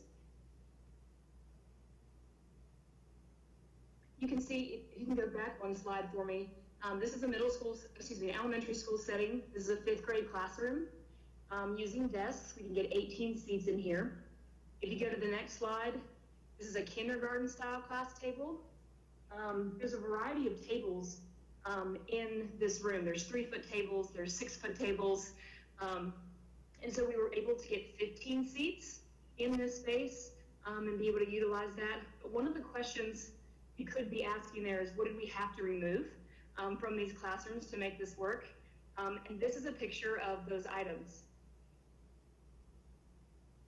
There's a number of items here that are personal items of teachers. We've already started talking to principals about working with their teachers to start to remove some of those things. We also know that some of this furniture is instructional-based furniture that we will need to work with those teachers to find a home for so that they can continue to access some of those items. On the next slide, this is Clemens Middle School. 2 different classrooms, very similar style desks. 2 different models here where you can see we've done every other desk for seating, or we blocked off an entire row to create that social distancing. In this space, very minimal furniture needed to be removed. I think maybe 1 table, very small table. And so middle school setups are a little bit easier, and there are 18 seats still available in each of these classrooms. And the next picture that should pop up on this slide is a science classroom. The science classroom has a different style table, and we were able to block off those center seats so that children can sit on the outside seats. And again, also able to get 18 students in this science classroom, and no furniture needed to be removed from this space.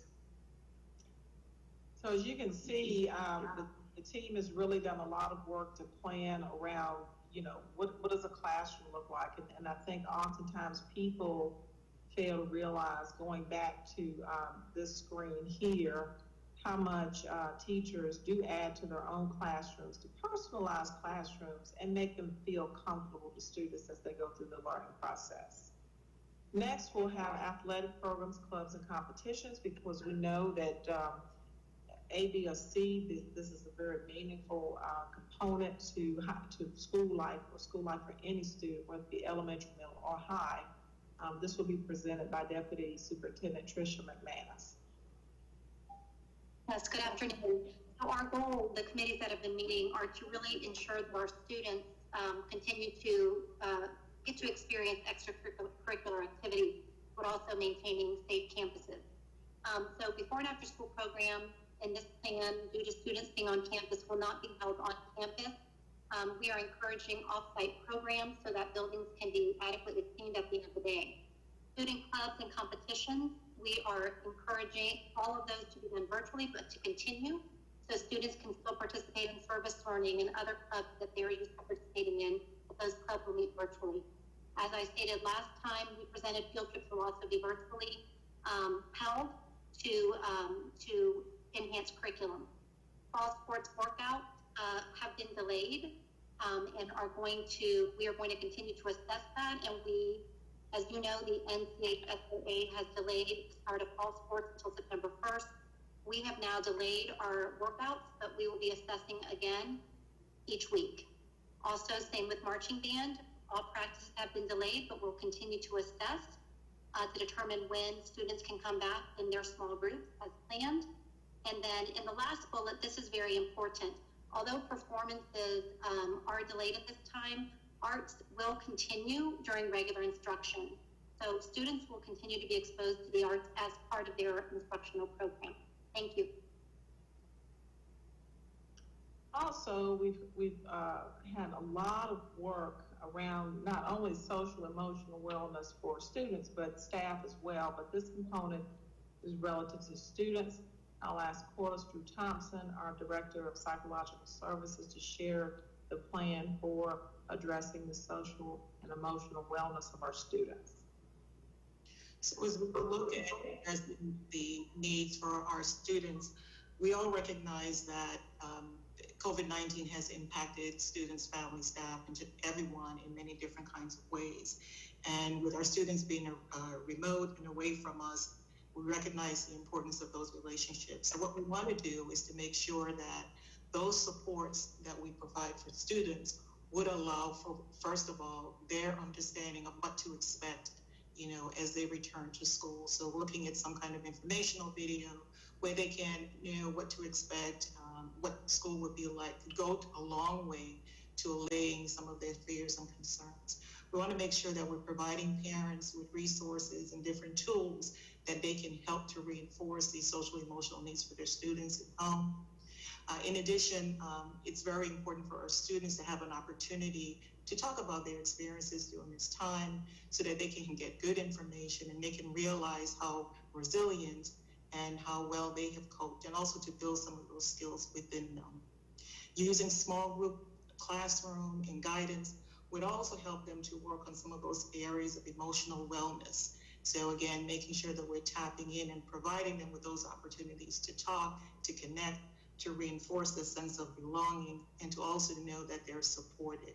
We can also integrate this in by using some of our SEL lessons, or social emotional learning lessons, into the classroom daily structure, where we can do very quick things like beginning morning meetings and having opportunities for kids to connect and to relate to each other, and some closing activities.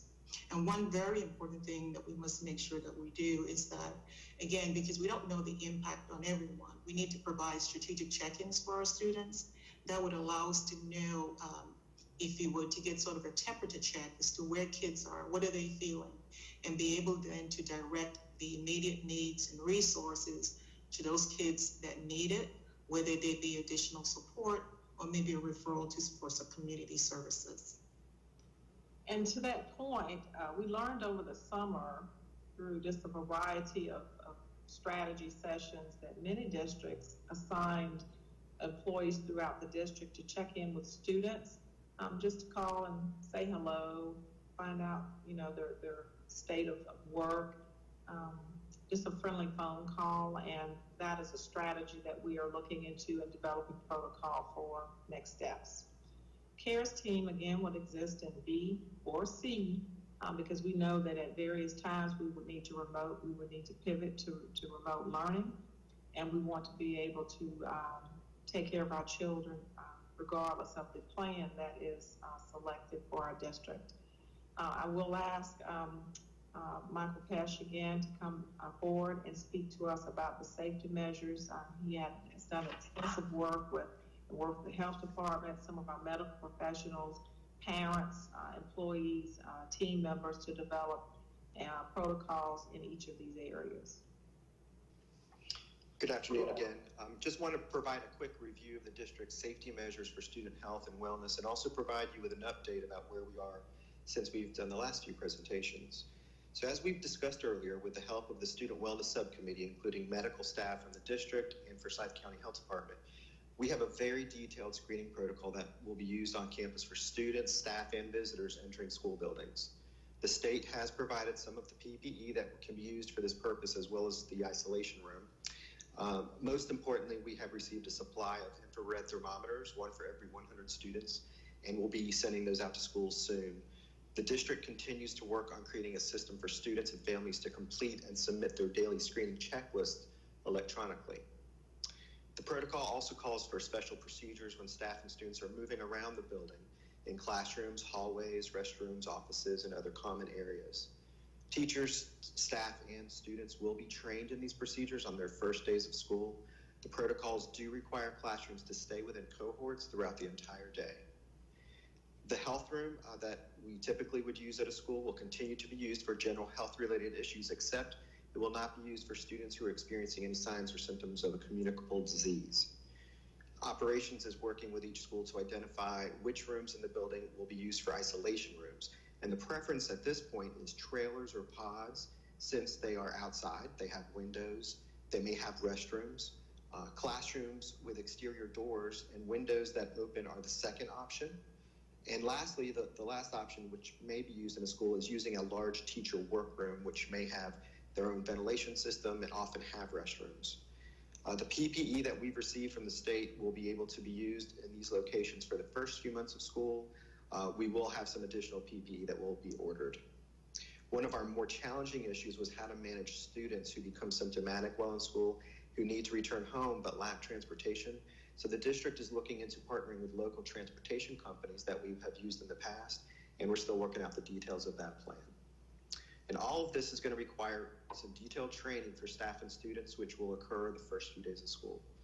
A few other areas that proved to be especially challenging, we discussed these at the last meetings, was the coordination of the screening teams and the healthcare professional at each school building. The plans continue to require these roles and rely on existing staff in each building to screen and coordinate issues that arise related to COVID-19. Additionally, the district is looking to hire a lead school health nurse to not only manage issues related to the pandemic, but the many medical related tasks and issues that the district must manage each day of the year, which currently is spread between multiple departments and individuals. Thank you. Thank you. And now for Lauren, again, Laura Richards, relative to our food services plan. Good afternoon again. Under this plan, EC pre-K through 8th grade breakfast service would be provided every day to these students just beyond the screening locations as they come into the building so that they can quickly grab breakfast items and then take them on to their classrooms and get started with their instructional day. Lunch services, students would be able to come to the cafeteria service lines to make their lunch selections. This way they get a few moments to get up and get out of their seats, move about, go to the restrooms, wash their hands, and also have a few more selections during the day. These meals will be served in to-go style containers so that they can be taken back to their classrooms so that they can quickly eat, be amongst their peers, and then get back to their instructional day, and also maintain social distancing. Safety measures will be put in place in relation to floor markers, hand sanitizer, those things in those cafeteria lines. And then for grades 9 through 12 that are on remote learning, and then also for Virtual Academy, we want to ensure that students that are participating in instruction in that manner also have an opportunity to collect meals throughout the week. And so we'll be establishing a pickup location and time that is still to be determined as we finalize this plan. Meals will be able to be picked up one time per week. They will be packaged in a to-go fashion. And the students, the parent or guardian, will be able to sign up for this meal service so that we know the proper amounts to prepare and have those ready for them at a time that's convenient for pickup. And also for transportation. Daryl Walker, Assistant Superintendent for Transportation. Good afternoon. We thought there was really important information that we needed to find out about our drivers and their plans to return. So we surveyed every driver within the district. Fortunately, there was a real passion to serve our students. So as you stated, they concerns that they shared were around PPE and driving while driving and training on new standards. So we are in communication with them on what that will look like. The transportation model that is currently part of the plan will include no magnet and choice transportation, residential assignments only. We've had some discussions that there may be some adjustments to bail times so that we can get kids to school arrival on time. The transportation assignment process, there'll be a parent request process by school. Instructions will be provided to the data managers to enter information. We'll use a similar type situation that we do for our summer school programs as we plan our transportation model for the next school year. Thank you, Mr. Walsh. Employee feedback. We administered a survey early on in an anonymous fashion. Did not get all the feedback we needed, but we did receive feedback, but we felt we needed a more intentional process. And again, we were only notified this past Tuesday that we were opening in B, and we really did not have specific data about the desires of our employees. This actually survey will go and has gone to all employees, but we specifically focused on teachers and our bus drivers. So at this time, I will turn it over to Jevelyn Bonner-Reed, our Chief Human Resources Officer. Thank you. And when we were making all these considerations, Dr. Hairston, thank you. And I also want to say good afternoon to Chair Woodbury, members of the board, again, Dr. Hairston, that when we were looking at this feedback, we looked at the survey, we looked at the intent forms, and by the way, the intent forms, we had a very high percentage that returned it. We also considered other qualitative feedback, much of it similar to what we heard earlier today and through some focus groups that we did. So the results of the survey that we did this week, or the intent form from this week, was that 20% of our staff are considering alternative work arrangements. That equates to over 1,300 members of our staff. And if you look at the teacher response, it's around 23% with 867. And we highlighted other staff, school-based staff as well.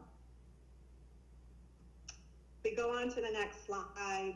In terms of the reasons that these candidates or staff actually requested alternative work arrangements, the reasons include I am at risk of developing severe illness due to COVID-19. That's about 39%. Or I'm living with someone who's a high risk is about 37%.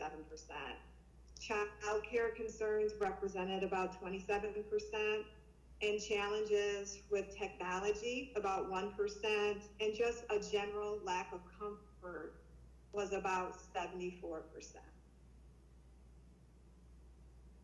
So we are going to take all of this information into consideration when we will review and make accommodations as we can, and we will consider all of this by first reviewing these intent form responses.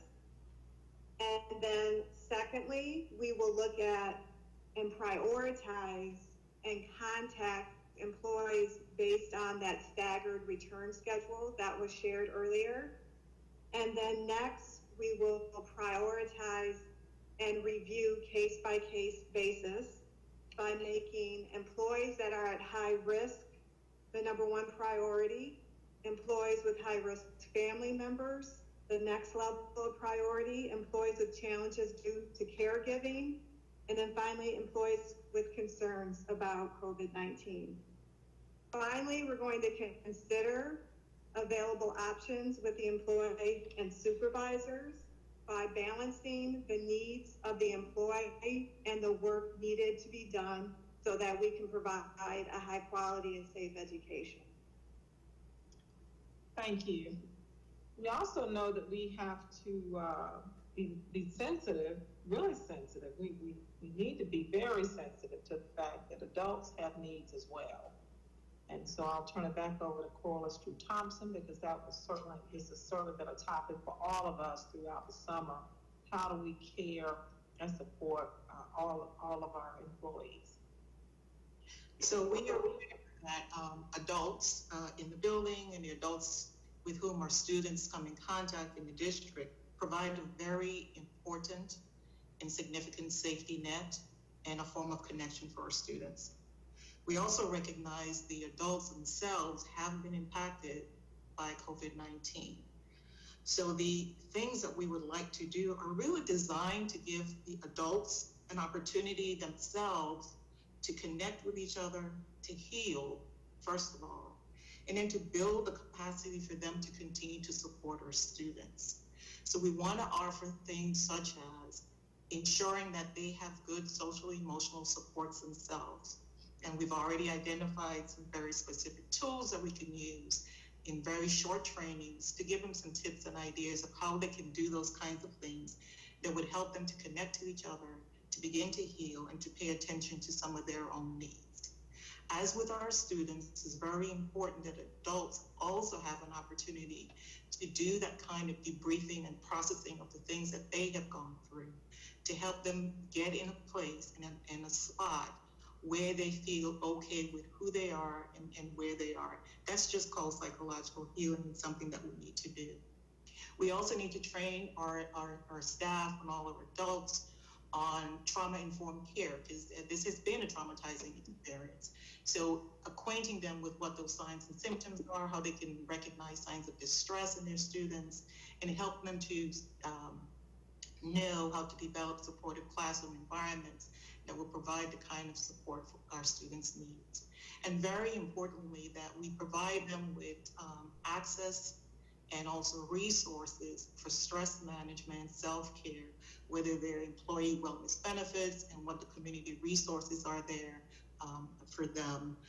We need, again, to make sure that our adults are supported and that they're in a place where they're able then to support our students. Thank you, Corliss. We also have thought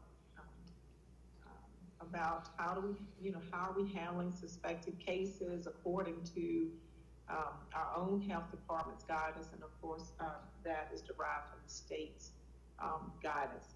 So Deion Jenkins, our General Counsel, our attorney, will present out reporting cases and school closure.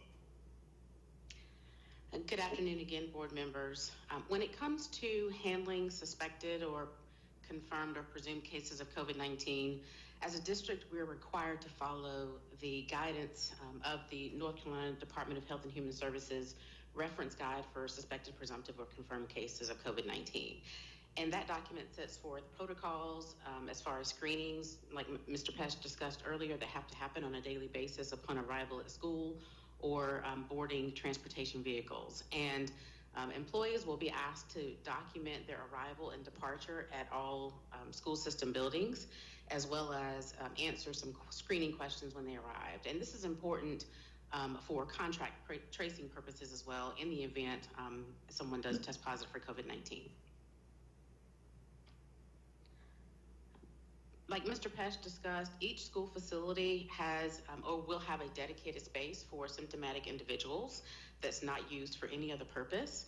Under the guidelines, if an individual, a student, or staff member develops symptoms during the day, they are to be immediately isolated and placed in a designated area where a school nurse or some other individual who's been delegated the responsibility to provide care to that person will do so. And of course, they will wear appropriate personal protective equipment or PPE.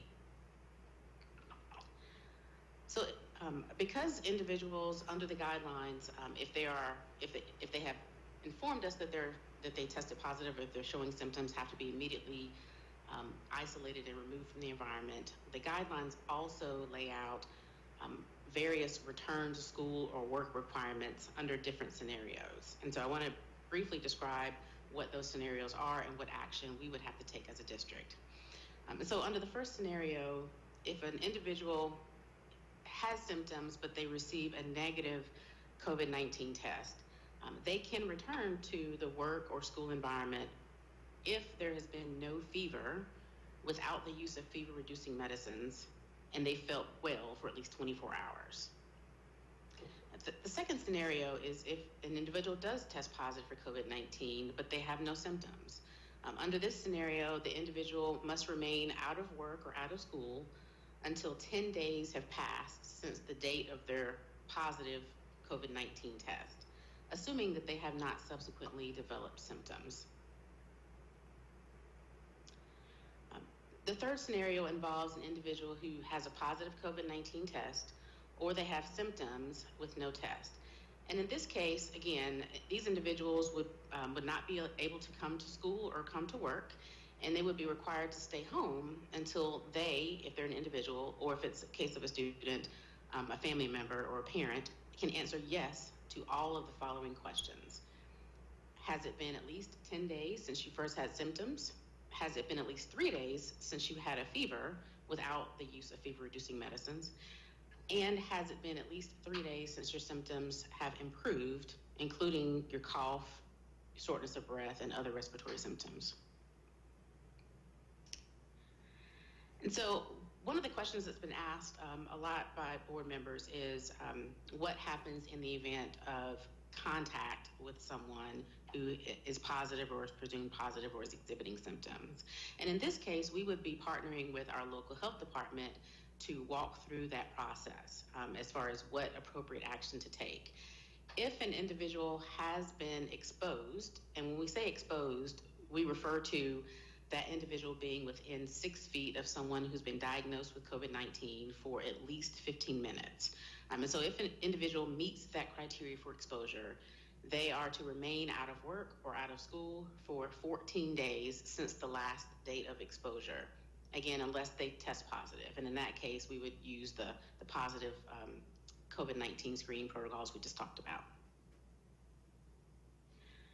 So it's important as we go through these various scenarios to also understand that there may be a situation where someone who might exhibit symptoms and then they receive some information from a doctor with an alternative diagnosis that's not COVID-19.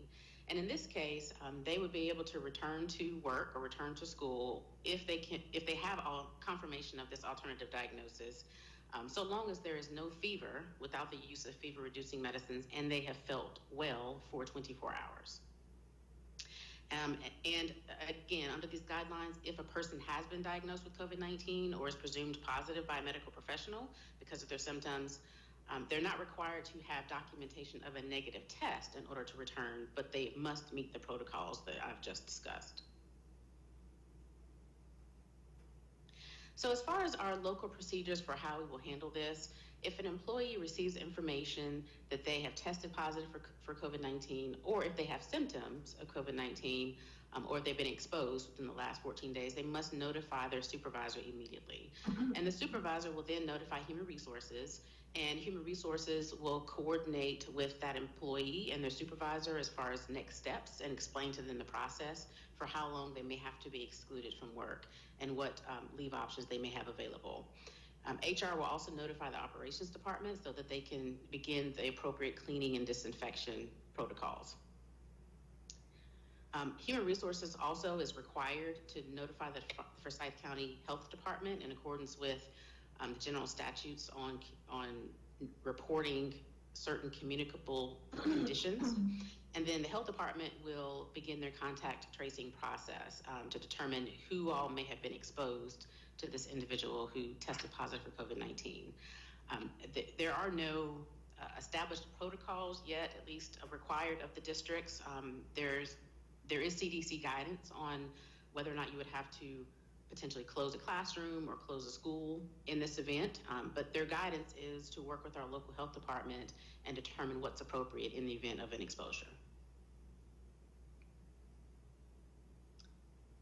Did you want to? Yes, so in accordance with the CDC guidelines, if local health officials have determined that there's a substantial transmission of COVID-19 within the community or within the school, then they will provide assistance on managing a potential school closure.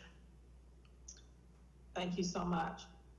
So here we are Friday after the announcement from our governor, from Governor Cooper, and you might ask, what next? On July 20th, we would begin retrofitting the buildings under Plan B, restart school staff the 5th, traditional staff would return on the 11th, and the first day of instruction is the 17th. That is near 3 weeks before we would have traditional staff back. So as we went back to really review, what are we really trying to do here to open schools safely and have a safe return? We had to go back to, are we able to offer virtual learning in an improved fashion, not just for high schools as presented here by our chief academic officer. We actually are prepared to offer virtual learning, and of course with the adoption of the textbooks, remote learning for our younger children with iPads, some touch points with teachers. We are prepared for B or for C in this arena. When we look at our CARES team, you saw that we will use our CARES team in B or C. That we really feel good about the work that is going on over the summer to develop community groups and working with community partners to ensure we can support our at-risk students in B or C. When we look at our food services work, committee work, we realize we are able to feed our children.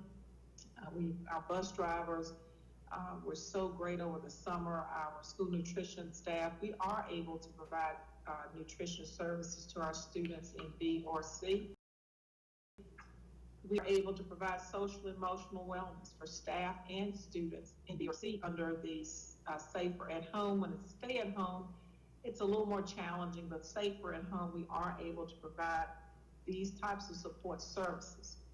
Athletics and clubs, absolutely, we're able to continue supporting our children in B or C with virtual sports, and we would, there's nothing that would keep our children from their workouts throughout the year. We've not been able to get that off the ground yet due to some circumstances, but our plan is to ensure whether we're in B or C that children are able to participate, because we know those clubs and those activities are very important. And you know, getting through the spring, that was not a priority for us, but now we know that we can continue that work virtually. But when we look at the COVID cases in our county, it's a concern. It's a great concern to us as we look at them daily. And when we look at the request for our high school students to have face-to-face, we just don't have the space. We need more classroom space, and we've been watching our virtual enrollments. It's still not high enough to get our students face-to-face. We need more time. We know that looking at the number of employees who've indicated they need additional work opportunities, we care for our employees, and there's no employee that should feel that their job is at risk because they need an additional work assignment. But it does take time for us to get to this many, you know, this over 1,000 employees to make alternative work assignments work through virtual learning, work from home opportunities, homebound instruction. These are opportunities that exist for employees, but it's a lot of reassignment challenges there, and it does take time. We also know that we have more than 100 bus drivers over 65 years of age. This is a resource issue. When bus drivers are required to collect attestation forms from students and screen them before they get on buses, they just can't do that and drive safely. We need resources to place a second person on that bus to ensure children get on the bus safely, they socially distance, they have their masks, and they have their attestation forms. And what if children show up to the bus stop, as we know they will, without a form? We can't leave them. This requires additional resources. I would not want one, you know, I'm amazed. Our bus drivers responded in a big way and said, we're ready to come back. But I would not want one bus driver over 65 to be on that bus without a mask and without support while they try to create a safe environment for students. And do we really want our teachers doing this kind of work for the next 3 weeks or planning for quality instruction for children? I ask, what is it that we really want them doing? Transportation, again, we've got to keep in mind, transportation, bus drivers are important, and there's important work for them to do. When we presented to you back in July or June, I believe, I indicated Plan B is expensive. Plan 1 and 2 under the guidelines is expensive, but we have no additional dollars to make Plan B work effectively for us. Also, we went into this Wednesday and Thursday really thinking that, you know, we can make this, we really can make this work. And as we listened to staff and talked to students and analyzed our own capacity, what we realized is we're putting our own selves at risk by trying to have this plan that obviously costs additional dollars and that, you know, we have no money for. So Plan B is full of challenges because of time and resources. And that being said, as I close, for the past few weeks, it's been a balancing act. And I want to say, no one out there understands the work of our principals and our staff members over the summer and our leadership team, our ex-cab team, the number of hours they put in, working all times of night trying to develop this plan. As a public school district, we have been tasked with trying to balance our number one priority, providing a safe, sound, quality education for all students, with the task of also protecting the safety, health, and wellness of the nearly 55,000 students and 8,000 employees and their respective families. I believe wholeheartedly that children need to be in school to learn their best. And you can see from planning, there's never been any agenda for us not to implement Plan B. Children need time with teachers. Children need to be with their friends and support groups, their social clubs, and their school playgrounds. School is an essential part of the health and wellness of children. It is why we have worked to look at every way possible to make safely the reopening of our school in the fall a reality. It is why we have presented to the board multiple plans in recent weeks, multiple ways to try to reopen our schools.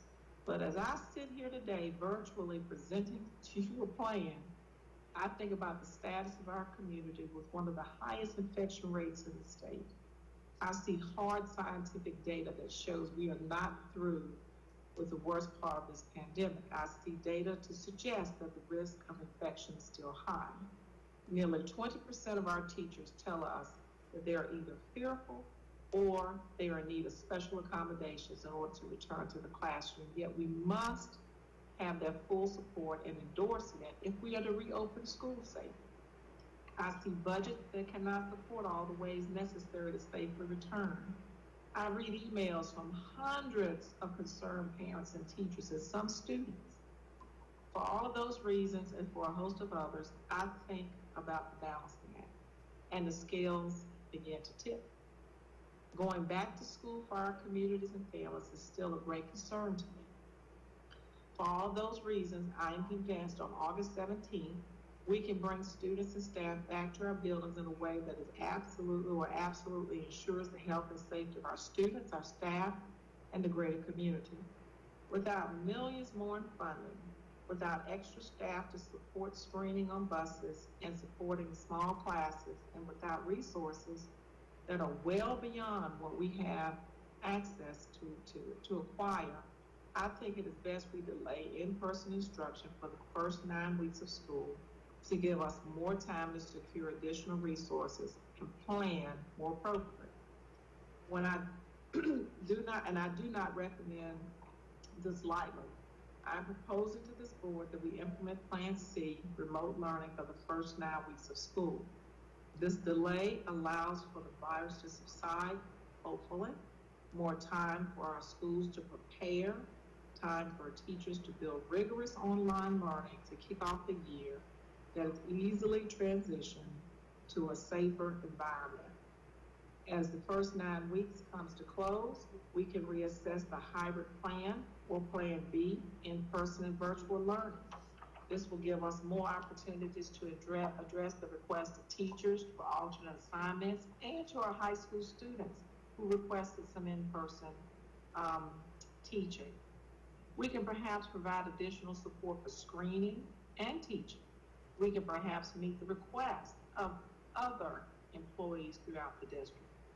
I know that this decision comes with frustration for parents who struggled with virtual learning in the spring.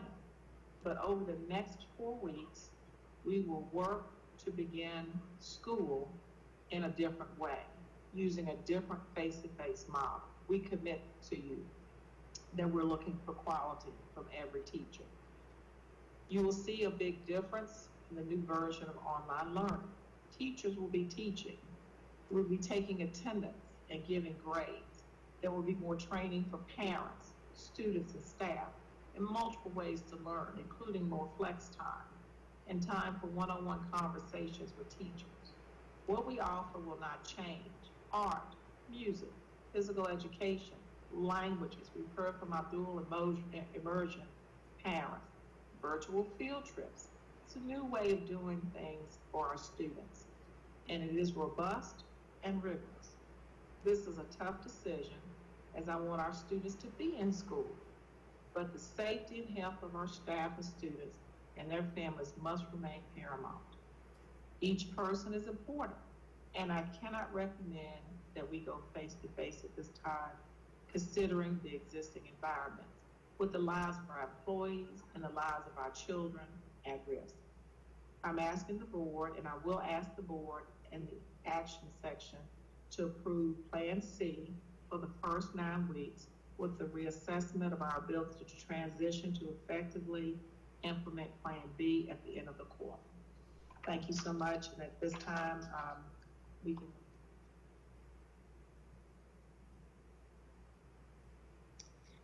I think Andrea Bramer first. Board Member Bramer has some questions. Thank you. I do. I'd like to clarify that when we use Plan C, they're going to have a time schedule. So like at school, they have a schedule. They have to show up at a certain time. That kind of a routine would still follow. Yes, ma'am. And when we start looking at going back to Plan B, but for the next 9 weeks, I'd like to consider what kinetic learning options we have for small children. And I'm concerned about the lunch. Is it going to be a buffet style? Because that doesn't work for cruise ships, so it won't work for our kids either. If they breathe through those guards, then they're just going to spread it even further. So we need to really look at how we do lunch and as an ordering system rather than going into a cafeteria. And I'll get Lauren to answer that. I think she mentioned individually packaged lunches, but I'll ask her to respond to that question. Lauren, will you respond to the lunch question? Sure, thank you. So even though the lunches do have those sneeze guards, the students aren't using any utensils to make those selections themselves. They will be verbalizing their selections, and then those items will be packaged for the student and provided to them. Correct, but we know from the information that just came out recently from the CDC that the smaller droplets can stay airborne for up to 3 hours. So if a person is standing in that line and then more people walk through the exact same air. So, Board Member Bramer, what I'm proposing is that we move to Plan C for the first 9 weeks, and that will give us a lot more time to really dig deep into all of these aspects of it, and we'll actually take that back to the committee. And that was my goal, just to put it out there so that we can follow through before our next reevaluation. And I wasn't privy to seeing the list of hands, so I'd just like to go straight down the list, if that's okay. Chair Woodbury? Yes, it is. Okay, Ms. Parker? Okay, thank you. With the CARES team, will the teachers be the ones that will make the initial referral whenever we see a child who's not yet or that is even engaged but struggling, or whatever? Will it be the teacher that makes that initial referral, and then how will that be carried out? So through our COVID dollars, we will have a person at each school, and that person will earn a supplement, and they will lead the teams for the school, which will include the social worker, the school nurse, and other people that the principal will assign. And teachers at that school will make referrals to that lead. They will meet weekly on those students who are not engaged. And the purpose of the district CARES team is to ensure that we're working with each school to get kids, if a child is not engaged over a period of time, they will be assigned a homebound instructor. That homebound instructor, if they don't feel comfortable going to the home because of COVID or access, PPE, they will meet in a local community center or library that has been identified, that they will begin to meet with students. And because students are not in school, or if they are in school, our goal is to provide transportation to that site if we're not in school. But it's to follow up with that team at the school to be sure we touch base with the student and try to problem solve. We've engaged Sharon Frazier, our parent coordinator, to work with various organizations to train parents and talk to parents about setting up learning in their homes, because we know that sometimes that's very difficult even for the best of us. And my second question is the 5,000 that have already, or thereabouts 5,000, who have signed up for Virtual Academy. Does that number does not include any high school students? Is that correct? That number does include over 1,000 high school students. And so at this time, with everyone being virtual, the students would remain with their high school teacher until we decide how to transition to B. We would go on and assign the elementary and middle school students to a teacher because they may want to stay there. So we'll make some decisions about high school and the capacity based on getting more elementary and middle school students to virtual. So we pivot back to B, we'll have a transition plan with elementary going first. And so those students will go on and stay on virtual. Okay, great. Thank you. Okay, Ms. Crowley. So I understand that K through 8 will stay with their assigned school, right? No, ma'am. The K, yeah. You mean the virtual? No. For the if we're in Plan C. Yes. Okay, so that's where everybody at least would start. Okay, I have a couple more questions. How many CARES employees do we have? We budgeted $900,000 for CARES employees, and we have and some Title IV dollars. So we have advertised for the translators, and we've advertised for the parent assistants, and then the social workers are with us, and then the lead person. We've advertised. We've not hired. Hopefully, we'll hire within the next week. Okay. Also, for the virtual piece, has anybody taken a look at who did it well this past spring and tapped them to help train teachers, or use them as a resource? I'll ask Nicolette Grant if you'll respond to that. She's been working. They've started the training, so they've done a very good job. I'll ask her to speak to that. Okay. Yeah, so thank you so much for the question. And so we have reflected and received feedback on what worked, and what worked the most was having that live face-to-face instruction. And so the feedback we received from teachers from the spring was used to make plans for our Jumpstart summer program, which we are currently doing right now. We have flexible schedules for families to choose whether an AM or PM. We have live small group instruction with our students that are in the pathway to one, as well as Jumpstart. And we've received very positive feedback. We're in our second week, or just finished our second week of that instruction. And the students are much more engaged having that face-to-face instruction with our teachers, and our teachers have received more preparation for that environment for our Jumpstart. So we'll continue to evaluate how that is going this summer, and then continue to make adjustments for the spring. And then starting next week, we have blended learning of professional development available for every teacher, required for every teacher in our district, to help us to get ready for the start of the new school year. Okay. And then as far as, would teachers be allowed to access the school in Plan C? So I'm specifically thinking of some of our science teachers, with labs, and definitely thinking of the Career Center with, masonry and auto shop, those types of courses.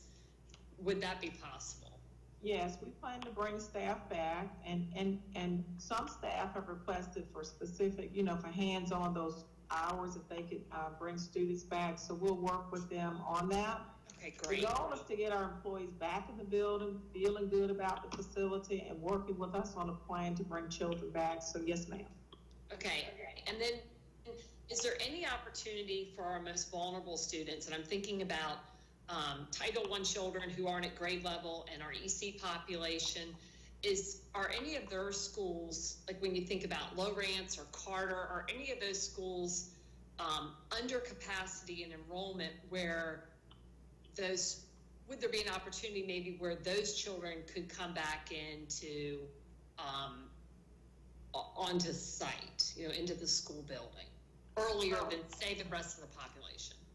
Well, we were working with the children's school. I don't know if Mary Todd is on the call, but there was a little concern about the amount of space they needed. Would you speak to that, Mary? Did you understand? Did you hear all the question?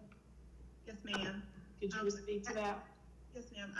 Our special schools are actually either at capacity or over capacity in space.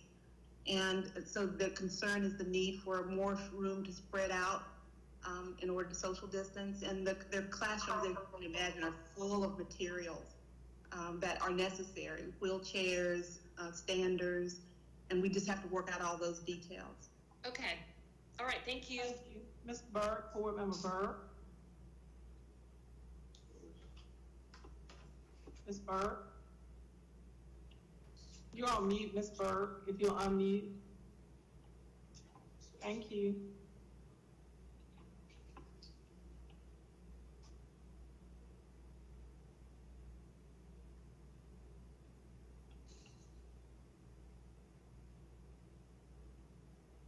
Ms. Burke, you're still muted. Right, we can hear you. Well, you muted again. You went back to mute. Thank you so much for being patient. First of all, I want to say I appreciate the recommendation for Plan C, and it is the right decision. As we move toward Plan C, I just want to discuss some of the concerns we had in the spring, especially regarding those 7,000 plus students that never logged in. How are we going to specifically make sure that we don't miss those students in particular? That's my first question. So we have put a significant amount of time into the CARES team's process, and we feel that by having a team at each school that's different than MTSS, this is not an MTSS team. This is a team solely focused on children who are not engaged. And some of the children did log on once. They just didn't go back after the first time. We also feel, Ms. Burke, face-to-face instruction is going to help us. We know that with C, our bus drivers are not transporting students, so we want to stand them up. Kevin Sherrill is working on Wi-Fi devices, and we want to place those buses in the community, make them community classrooms, because our bus drivers are important to us, and we know that they can have up to 8 or 9 students on the bus safely to engage. So we have a strategy also for assigning children homebound instructors to give them more intense support. So we feel comfortable with the CARES process, and it's a very detailed process, more than what we gave you today. There's a referral process, there's a tracking process. We feel that we'll be able to give you a report that tells you the number of referred students, because remember, if students aren't engaged, we lose funding, we lose opportunities, but more than that, we have a negative impact on the community. So I think kids told us, hey, we want to be face-to-face, we want to see our teacher, and we are holding teachers accountable for letting us know when kids aren't engaged. So we have a better process. My next question, if students are not engaged, you said we're going to receive, the board will receive a report. How often will we receive that report? Michael, would you like to answer that? What's Sure. the capacity of the referral system?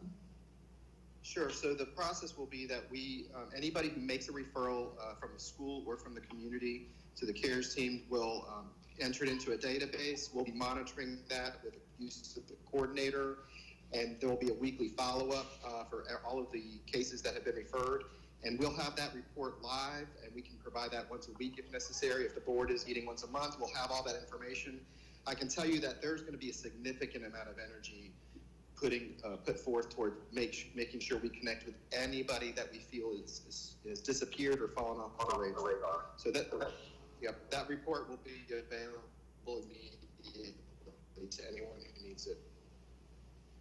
Will we have any policies that we implement? For example, if students don't log in, if we're not successful in reaching them, for example, after 3 consecutive days, almost like attendance, 6 consecutive days, 10 consecutive days, will we have a policy connected to helping to reach these students and connect them? So the state has required that we include an attendance policy, or not policy, but attendance component in our remote learning plan. And I don't, Nicolette, would you like to, is that in your camp or someone else's? The attendance policy is in the remote plan. Actually, Michael Pesh and Corliss led that subcommittee. Michael is probably who's on the attendance, but this will be attendance daily. So Michael, if you can share that. Sure, I can address that. So it's slightly different for Virtual Academy versus remote learning. With Virtual Academy, there's actually going to be more in-seat time that we'll be tracking. watching students online for hours out of the day. For remote learning, we want to make sure that we at least have a student who we can see has connected each day. It's a combination of that as well as completion of assignments and from a learning coach that's someone that who's monitoring their activity. So we do, and we have a monitoring system, a bit like you said, very similar to what we do to track students' attendance. We would following a very similar pattern. Michael, we kind of lost you. Can you email that to Board Member Burks? I can. I'll go ahead and summarize that. All right, thank you. Yes. Dr. Harrison, we have that in our remote instruction plan, which we just sent to you and to Sam to share with the board. So the board will have the detailed explanation of the attendance in that document.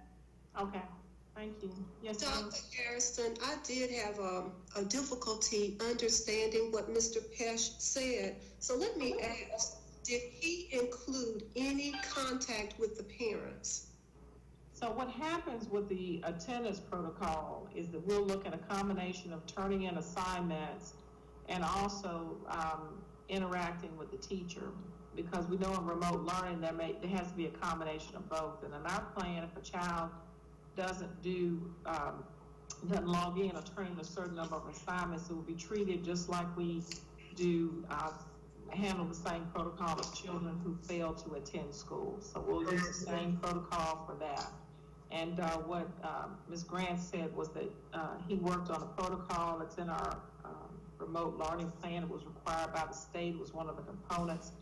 And she will send that out to you all in an email today. And it will be posted to our website today as well. And so it does include conversation with parents. It does include contacting the parents to check and see on the well-being of the child, to make sure they're okay, to make sure that they have the connectivity and the resources they need to be successful. So that's included in there, as well as any lateness to the class is included as well. I appreciate that, because we will have to reach out to the parents. Now, I have another parent question.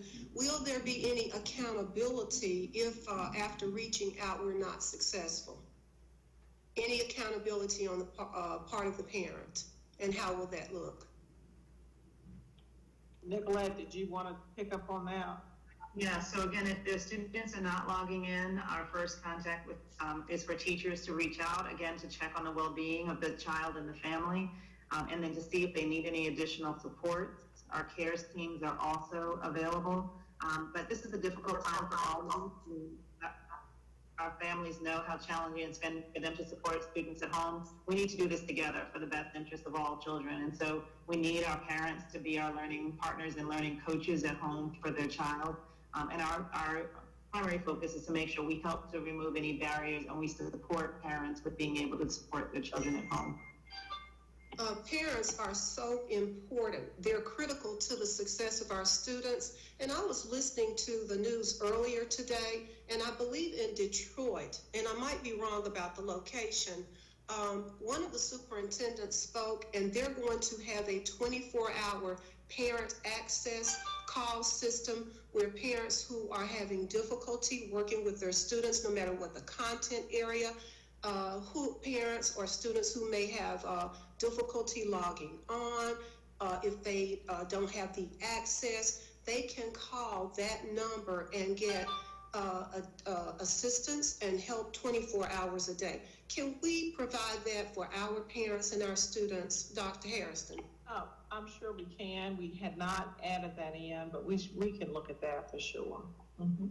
Okay, and I wanted to go back and talk about, I believe it was the CARES Act, and I believe it was Mr. Pesh who shared earlier our partnerships with the community and asking them to help out and get some volunteer tutors.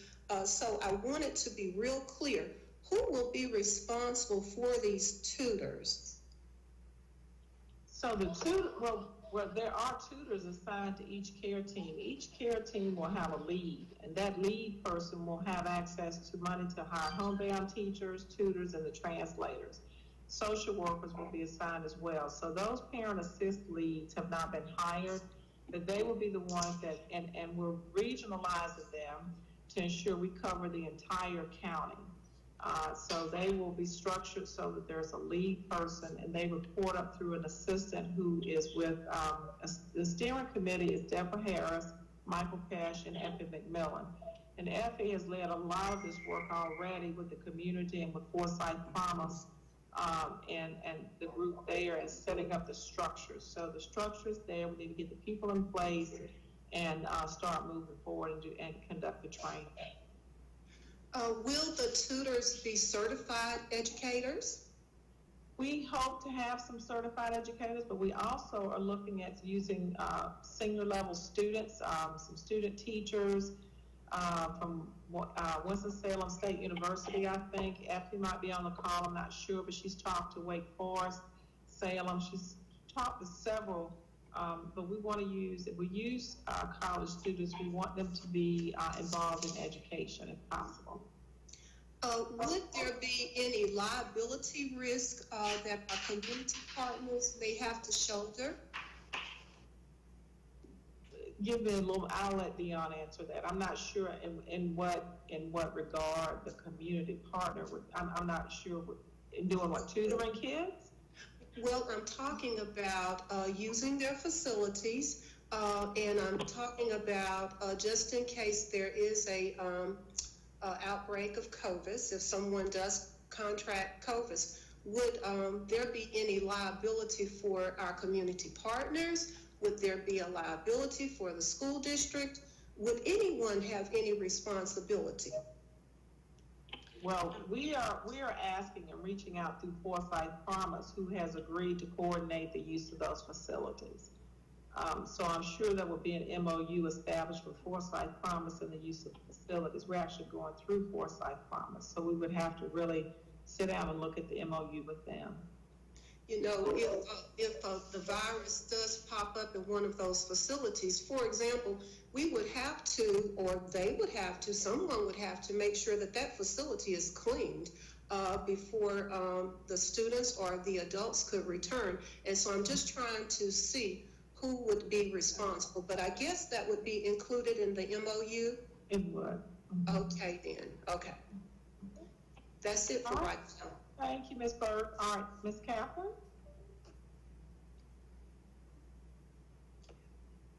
Whoops. Yes, thank you so much. Well, a lot of my questions about the CARES team were answered. I'm very excited to hear that we've got a good tracking process and that we're going to get some good data and assessments to really reach those children that are not logging in. So I have a little question, a budget question, looking forward to moving forward, of course, at one point to adopt Plan B in the future, and assuming that we're going to adopt Plan C, and looking at the budget and affordability, the savings that we're going to occur from being in Plan C, will that offset the tremendous expense for Plan B once we do move into that? Do you anticipate that? Are we going to need to make a lot of adjustments?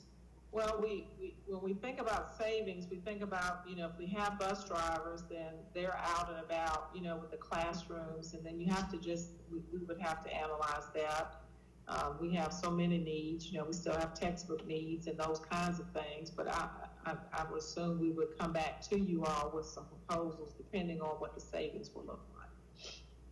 Okay, great. And then once again, assuming that we do start off with Plan C, and Lauren was talking about the different lunch programs, would we assume the same drop-offs that we have done since March? Yes. That sort of plan? Okay. Okay. Thank you. Thank you. Ms. Jones? Board Member Jones? Yes, ma'am. So assuming that we are in Plan C for 9 weeks, during that time, I know we were talking about a lot of our educational support staff will be deployed in different areas, but do we see that we will have to, like Charlotte Meck, I think they came out and said that 2,100 of their employees would be furloughed. Do we see that we will have to furlough any employees, or or not. So we looked at that, and we feel that after 9 weeks, there will be enough.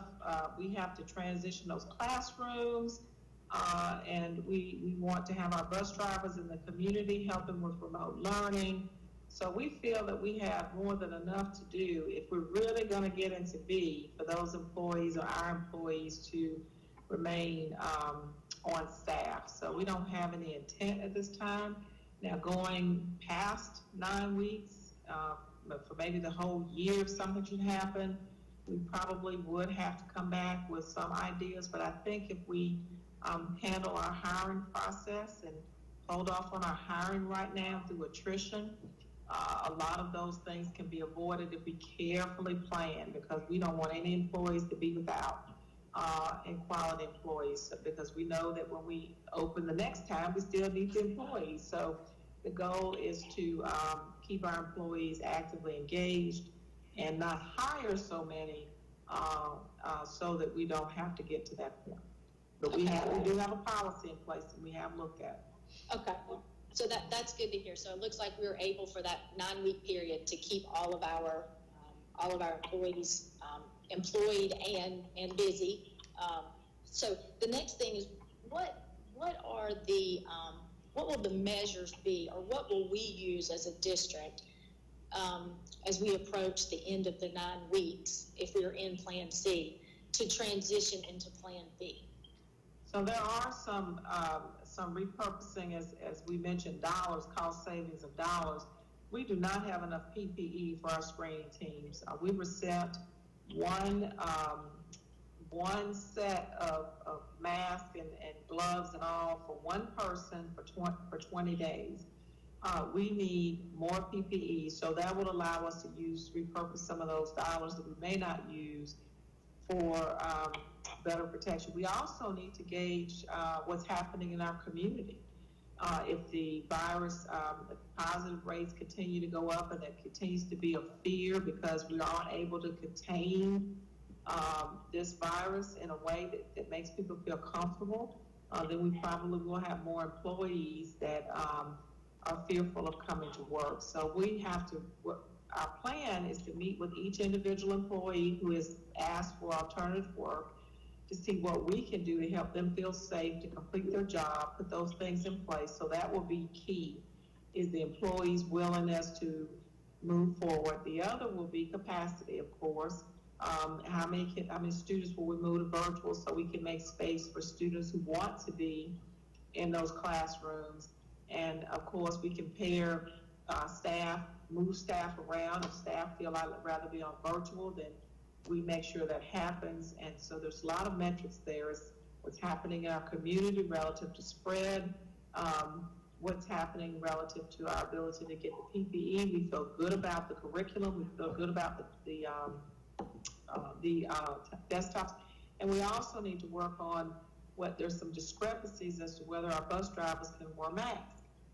We've been told by one agency they can't and one they cannot. So repurposing some of those dollars we do save to put a person on the bus, to provide more PPE, to get people in places of comfort is what we have to look at when we come back.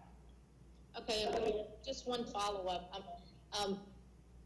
I guess what I'm asking is, and I understand all those things will go into determining how we will come back into the building and when. But do we have that really, in a plan that if we talked about will we go by the governor's phases, or will we look at Forsyth County's infection numbers, and if we start to go down, and we as a county, will that come into effect? And will we look at it once a month? And I think then my other question is, I'm understanding from what I heard that I know that we had to submit a remote learning plan, and I'm assuming to DPI, and I'm assuming that in that plan there are a lot of details about the remote learning process and what all that looks like.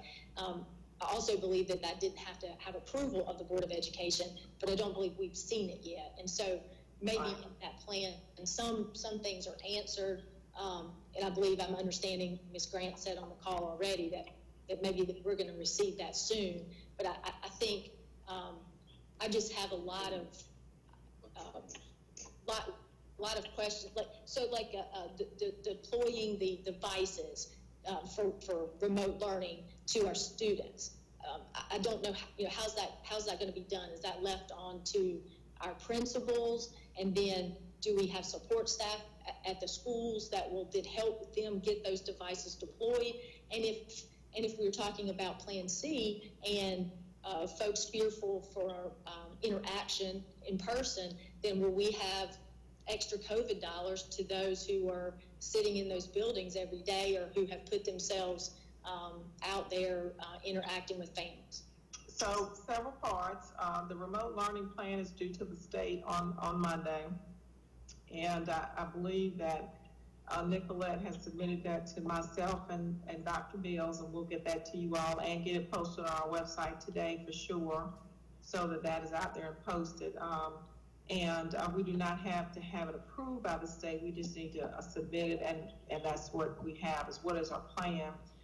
The next thing is that we were able to distribute 23,000 laptops to students. That, remember, the governor closed schools on the 14th, which was a Saturday, and students did not return after that Saturday. And we were able to distribute 23,000, probably a few more Wi-Fi devices and laptops. So we'll use the same process of going through the schools.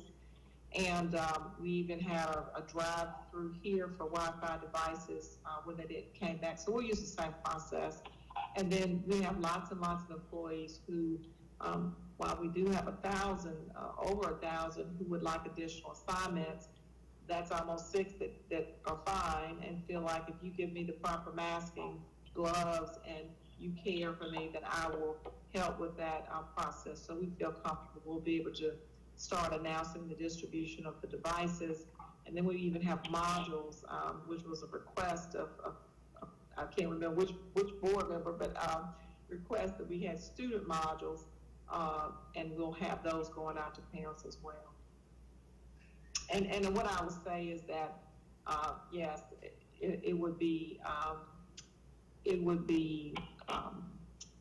appropriate for us to look. Actually, we look at the data every day. We actually look at the infection rates every day. We get a daily report, and we go to the report every day to look at it. And so we would hope that the spread would be going down if we ask employees to come back. But what's most important is if you have that many employees who do not plan to return to work, will make other options, it impacts your ability to serve children.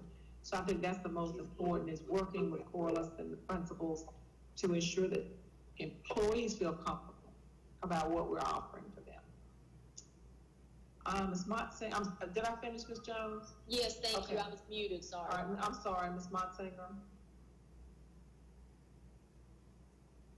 Thank you. I actually feel like I can breathe again, so this is good news. I'm really happy to hear this. As you know, I am a PA, and I care a whole lot about health, so this feels a lot better.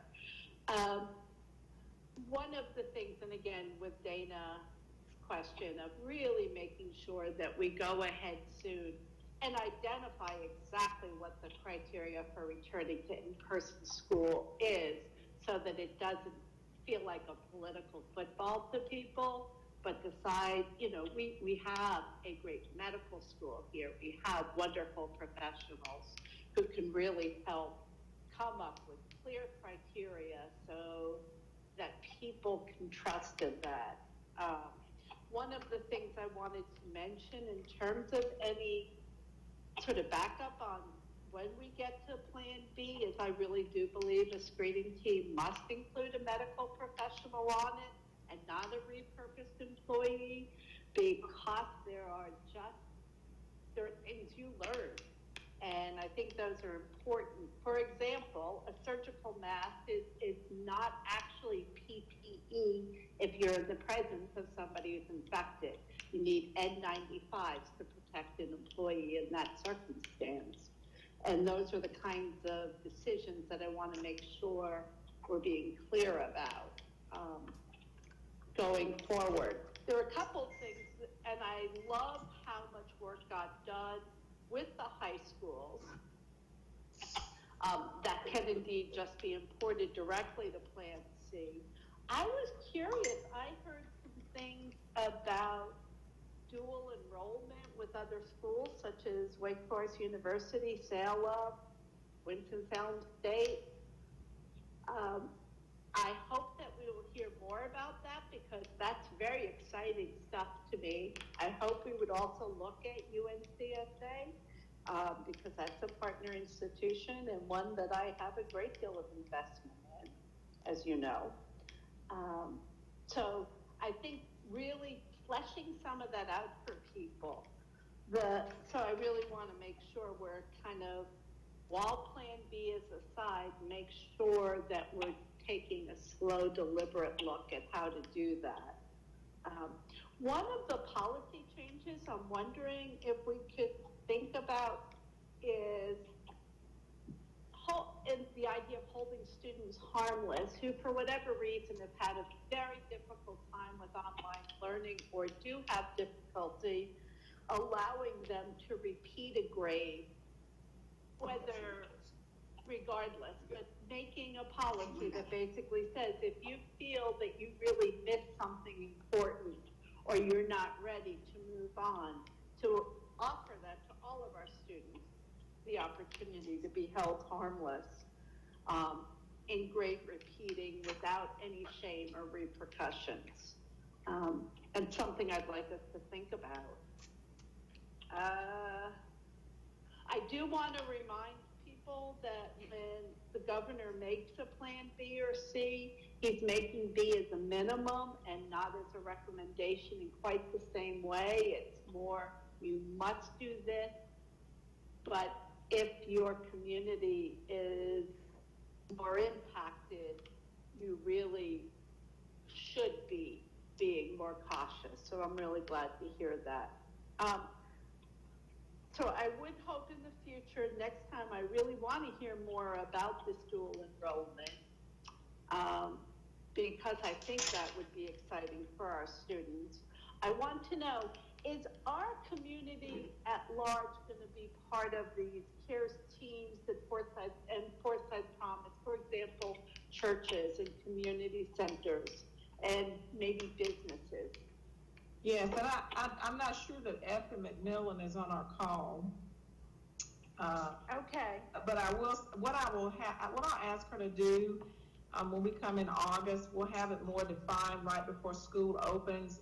She has, I promise you, she has more than 50 people on her committee in the community working with her to draft this work. So I will ask her to, we'll have a more refined process, presentation.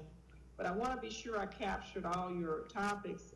Ms. Meisinger, you mentioned dual enrollment, a policy about repeating a grade and holding harmless, relooking at masking and the PPE for screening, and then the criteria for return. Is that's the list? Yes.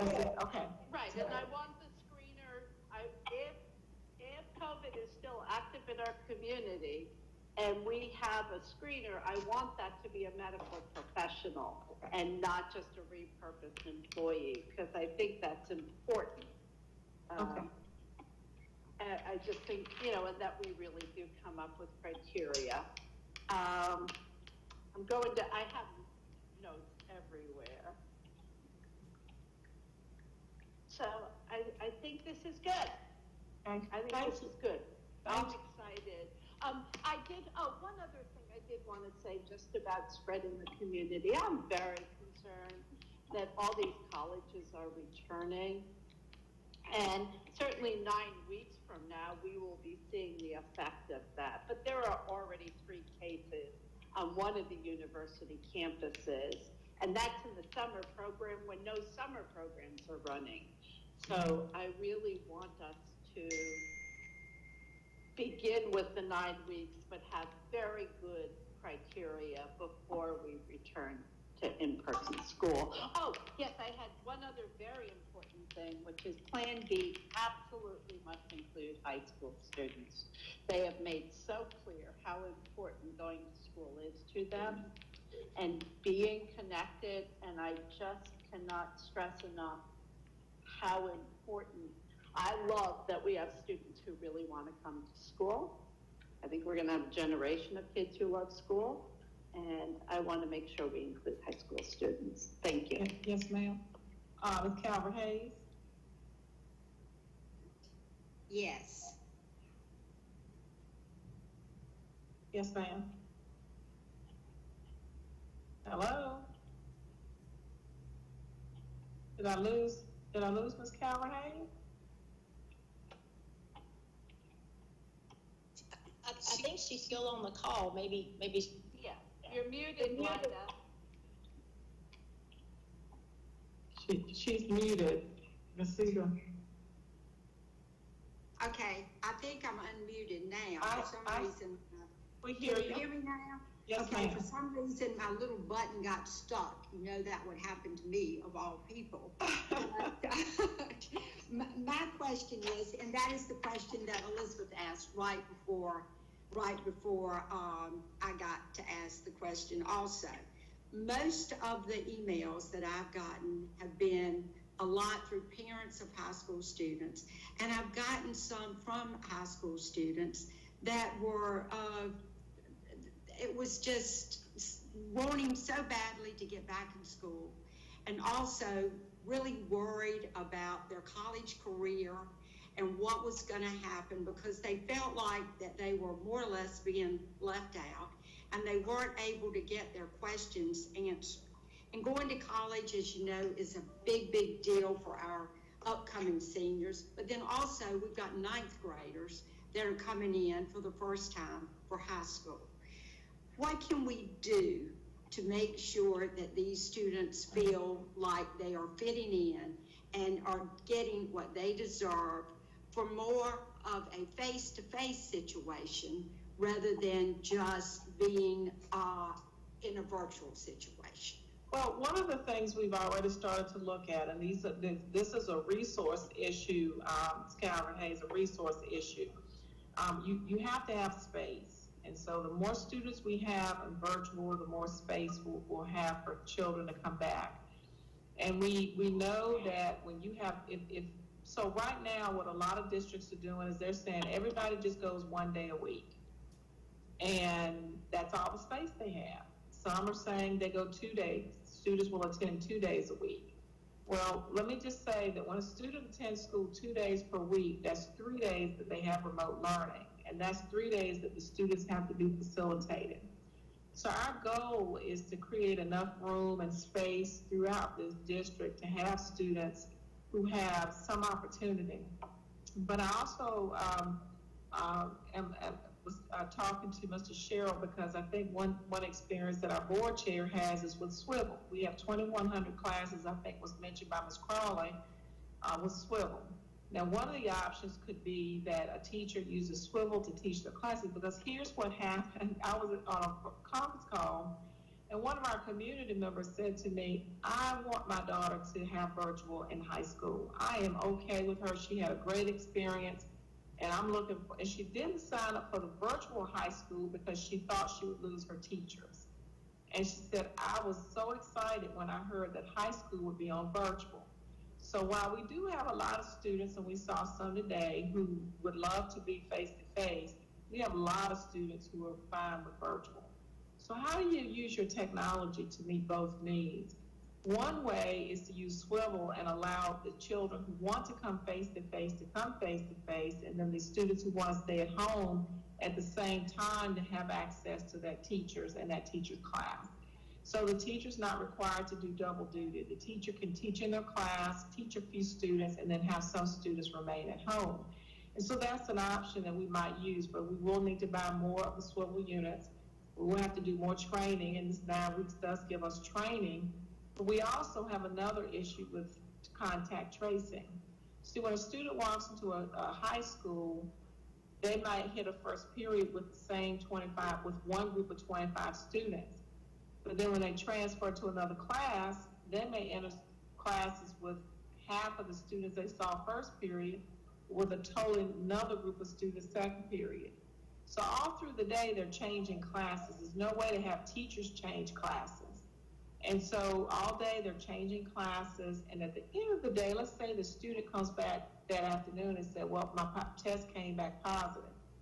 So you not only are placing the first class they met at risk, we've now got to contact trace hundreds of children. So every time you have a positive, it's going to be impossible to contact trace kids. And because our high schools are so large, it's not bad if you have about 600 kids, or students, I should say. They told me to stop calling them kids when I was talking to them earlier. So the students, but you got a high school with 2,500 students, 1,200 if we reduce by 50%. So what I'm suggesting is we've got to put our minds and talk to the students, because, you know, students have figured this thing out, I'm sure. So we have to talk to the students and the teachers and ask, how do we contact trace? How do we minimize movement? And then how do we use our technology to offer children who want to be at home to remain at home to learn? And then how do we really meet the needs of all the students? And those require dollars. And so we'll be looking, we have more time now to plan out some of those strategies. Right. And I want to thank you, and I want to thank the staff, because you folks, I know, haven't slept at night. I know that you have worked long and hard, and I just want you to know that we appreciate what you have done and what you have brought back to this board. So I, as a board member, say thank you. And I want to thank you all as well, and they really appreciate that, because I think sometimes when last night we were on the phone pretty late, and I will have to call out Miss Carolyn Hightower, who's texting me at 1 in the morning. And I did read the text, Miss Hightower. I think we all got that text. Yeah. Dr. Harrison, you know, it's Carolyn Highsmith, you know, that's Highsmith. Oh, yeah. Highsmith, I better get that right. I think we all got that. I think that was one when I was going to the bathroom. I thought, who is this? Okay, Ms. Crawley. But I'm glad everybody's that concerned. Yeah, Ms. Crawley. Yes. Would there, or maybe a consideration of an opportunity for an open house or orientation, some kind of meet and greet? I'm thinking of, you know, modeling it after what like CMS is doing. I know there's I saw some people react to that of, great, get everybody infected and send them back home. But, you know, maybe there is a way to do something like that, because it is so important that these students have a relationship with who's going to be, you know, the faces that they're going to be seeing every day, both the students in the class and the teacher. And I'm hoping there might be an opportunity for that, but I know safety is an issue. And we'll talk, once we get some direction from you all, we'll meet with the principals and see how we can best do that safely. Sure will. Ms. Jones? Ms. Jones? Yes, Yes, ma'am. I have, so I know, and through email, teachers were saying if we chose Plan C, and so they were working remotely or giving instruction remotely, would there ever be a time when they would be allowed into their classroom because they felt like they had resources in their classroom to deliver better instruction for their students, their whiteboards, their, you know, all their devices? They could, even if they were live, or what would that look like? And then several had asked questions if they were able to do that and have a safe way into that classroom, would they also be able to bring in their children, because, you know, they are going to be doing double duty. They will be teaching, and then at some point having to help and, like other parents, and teach their own children. So those were two questions that I've received a lot from our staff. There's nothing that really prohibits our teachers from coming in. We talked about being safer at home. We have, you know, the fourth, I believe, largest employer in the county.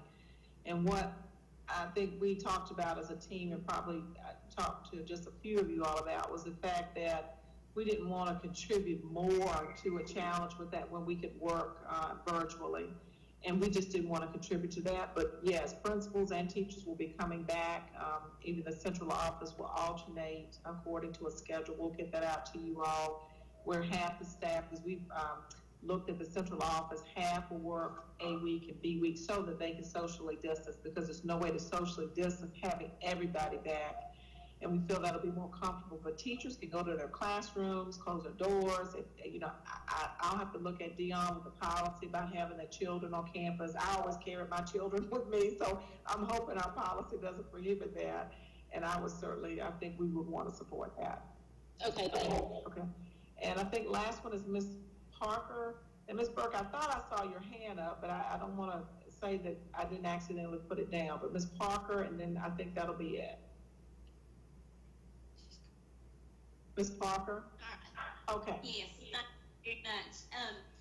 So to kind of piggyback on Ms. Crawley's point there, I also have heard that there's some concern from teachers about the need to teach maybe parents and children on Canvas, how Canvas is going to work, and educate both of those in a format maybe for a meet and greet or something in that type may kind of answer both of those questions. I don't know whether just maybe some creative thinking about that, even if you had individual conferences or just 2 or 3, parent, children, whatever.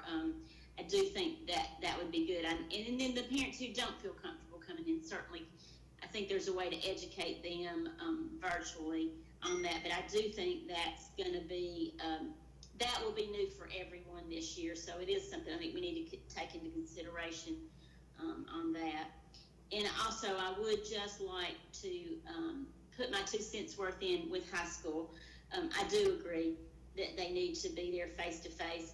I can't be there today like the rest of you because I had already made alternate plans to be out of town today before we had this called meeting, or I would be there in support of the high school students and their goal of being back in school. So I do hope that when we're doing our planning that we can just look at ways to get them back in the building as well. And also, whenever we, and this will be out, but whenever we do start considering our plan B, I think we're still going to have lots of children who have been on remote learning, who have developed a relationship with other children and also with a teacher. They'll probably by that time be in small groups, math groups, reading groups. Of course, I always think elementary because that's my neck of the woods. But I do think we got to think creatively too about those families that don't want to maybe return in 9 weeks. And staff that we have that don't want to return in 9 weeks, and how we can kind of so order our classrooms in schools so that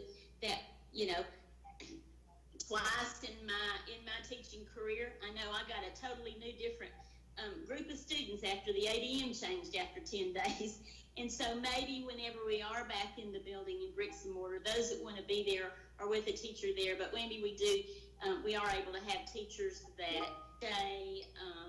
do a remote class with our families that just quite aren't there yet in feeling comfortable returning. So just maybe some creative thinking around that, whenever we're transitioning back into a plan B. So. Yes, ma'am. And if you don't mind, I really would like for Nicolette Grant, Chief Academic Officer, to speak to the modules for students on Canvas. And then I would also like her to talk a little bit about how long we expect the elementary students to be engaged during the day when they're learning remotely. Okay, so for Canvas, as I mentioned, we're starting our blended learning modules for teachers for all instructional staff next week on Monday. That course will be open for teachers for 4 weeks, so they can do a self-paced work through that. Part of that goes over Canvas resources, and then we will be using videos that we create, as well as BPI has created some Passport to Canvas videos for teachers, for parents, and for students. And so we'll be helping our teachers to learn Canvas themselves and learn how to teach their students. And that will be one of the first things that we will be asking our teachers in the fall, is to make sure all students know how to access Canvas, because all of the resources will be found in that platform. And then we'll be putting out videos on our district website, videos for families and students to walk through the process of Canvas as well.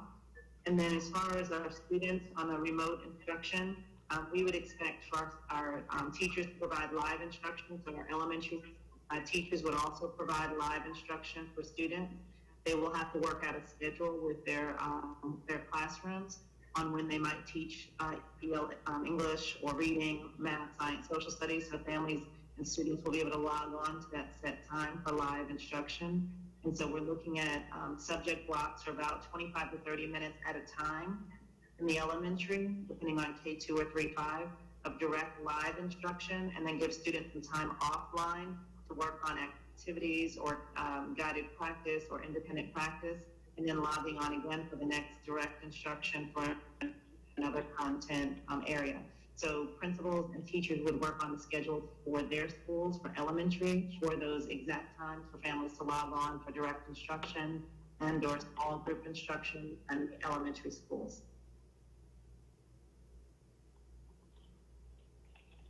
Thank you so much. So Chair Woodbury, that concludes our presentation under discussion.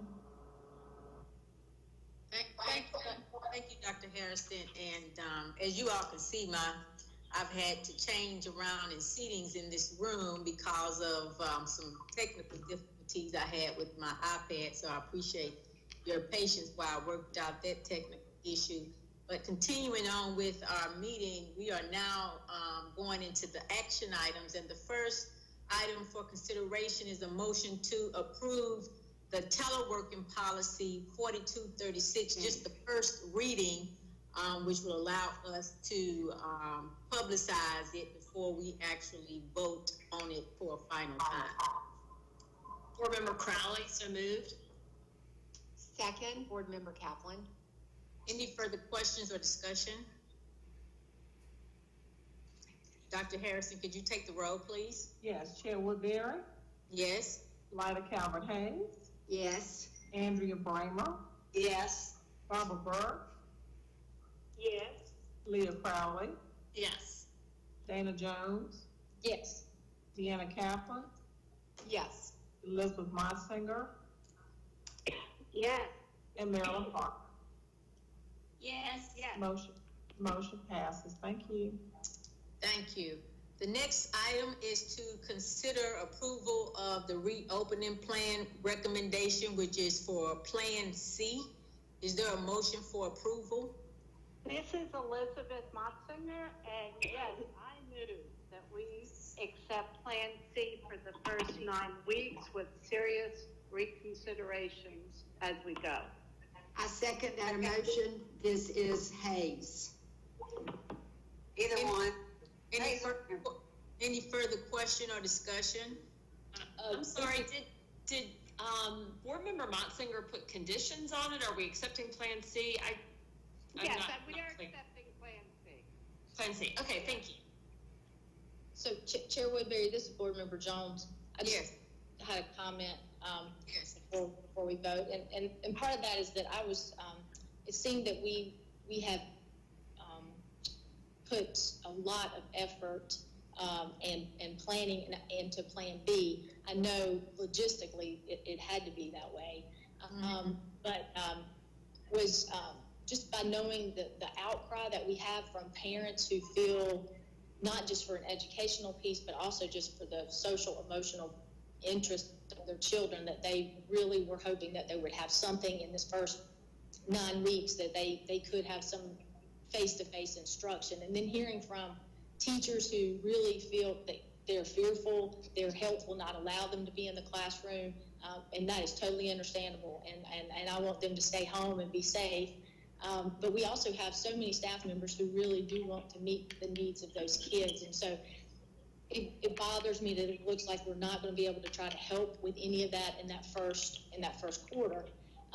Plan C, I have some reservations on voting and going in that direction right now, just because as a board member, I've never seen our remote learning plan, at all, not anything about it. And I think there's still just a lot of unanswered questions of how it's going to roll out. And so, not even seeing all of this information until, last night is to me. But I just kind of wanted to get that out there. I had to say that in place of something. As a person who has worked remotely for many years prior to coming into this field, I can tell you that one of the things that we've made a change on that's going to be extremely positive is we're going from giving assignments and packets that they do and they just turn in before the end of time to actually having face meetings where they see their teachers, where they can maybe even talk to each other in video calls and meetings. This is going to change how they interact, and they are going to have more personal interaction, and that does count. We disregarded it rather quickly, but it did not happen in the last quarter, and it is going to happen in this one. Thank you. This is Elizabeth. One of the things I want to say, because I really struggled with whether it was to adopt Plan C or say, we'll do 9 weeks remote and keep revisiting. What I feel is important, and the reason my motion was to adopt Plan C, is that so much of the work of Plan B, particularly around remote learning, is imported fairly quickly and easily. But I also feel like our teachers and our parents and our students need to have us leave this meeting knowing what the next couple of months of their lives when they return to school look like. Because I think the stress people have been feeling in our larger community is enormous. And I wanted us to have something that's very definitive, that this is the way we're going, as well as it's really clear listening to the board and listening to senior staff and our superintendent that everybody wants kids in school when it's safe for them to be there. And it's safe for our staff for them to be there. And I hear there are so many good questions and that we continue the conversations moving forward. This isn't the end of a conversation. It's just the end of the particular stress leading to this vote. So that's why I did not come to the meeting clear about adopting Plan C, but I felt very reassured by the comments I heard, by the good planning that was going into this recommendation. So thank you.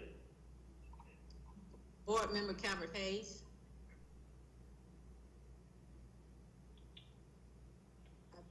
I think you're on mute. Board Member, you're on mute. Okay, I should be off. Okay. My dogs are in here, so I try to keep it on mute so you won't hear them, and then I get all mixed up. But I wanted to say, I didn't sleep last night, and I don't think too many of our board members probably did sleep last night. So this morning, I thought, what can I do? I got to get this off my mind, and I got to do the right thing. And my main thing was safety. Safety for the teachers and safety for our students. So I picked up the phone, and thank goodness, I got a name of someone that is very well known in this community. He's a doctor, and he's a chief of infectious diseases. So I called and I talked to him, and I said, help me out. I want to go to an expert. Where do I need to be? And after talking to him, I didn't have any doubt in my mind where I was going to vote. And that was for the safety of the teachers and for the safety of our students. So did I know what I was going to do? No, I did not. But after going to an expert and learning more about things I didn't know about, I will be happy with my vote. Thank you. Thank you, Board Member Calvert-Hayes. I think Board Member Crowley, your hand is up. Yeah, I just wanted to take a second to thank the community for your response. I know all of the board members heard from teachers, parents, students, principals.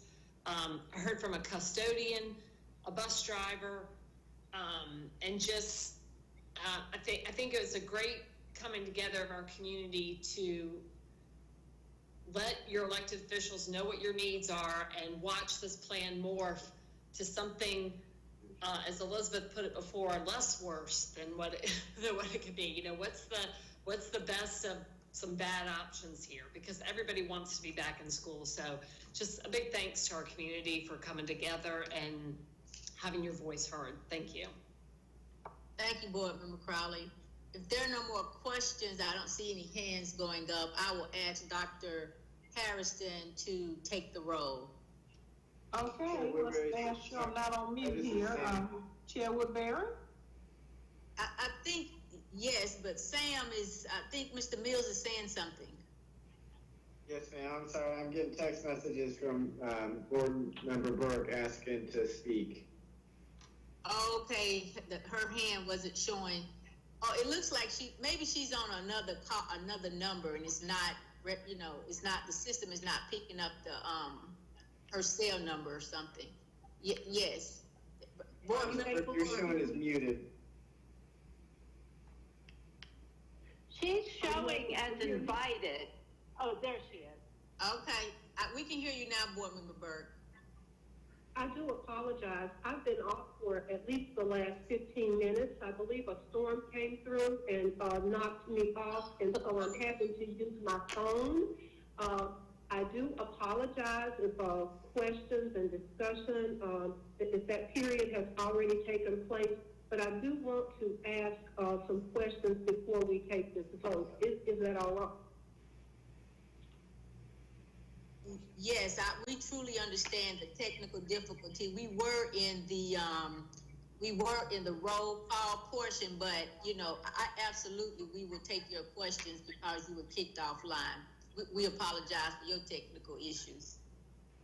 Thank you so much. So I wanted to go back to when we do move back to Plan B. When we go to Plan B, I wanted to ask if we could provide face shields for all of our employees, especially those bus drivers, teachers, principals, assistant principals, teacher assistants, those individuals, cafeteria workers, I hope I'm not leaving anyone out, that come into direct contact with students.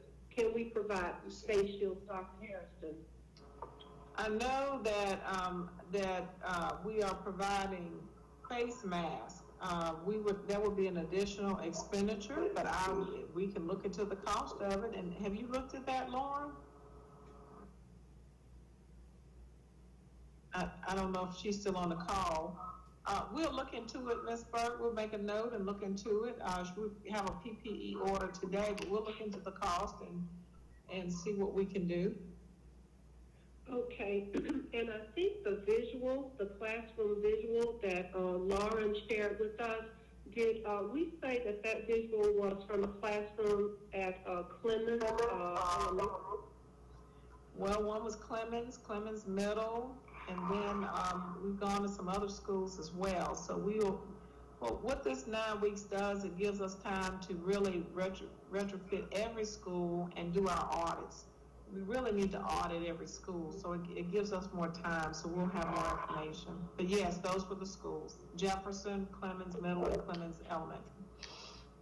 Okay, great. I'm so glad to hear you say that we're going to do an audit, because we know that all classrooms are not the same size, and all schools and classrooms are not the same. And which brings me to another question.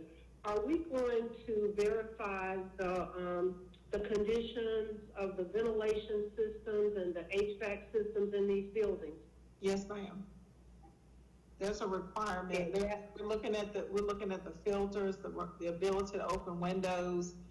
And again, it takes a lot of time to do that. And Bill Powell has been on our team leading the logistics part. And so he actually has a diagram of every school, the size of every classroom, the room sizes. And so that's made our work much more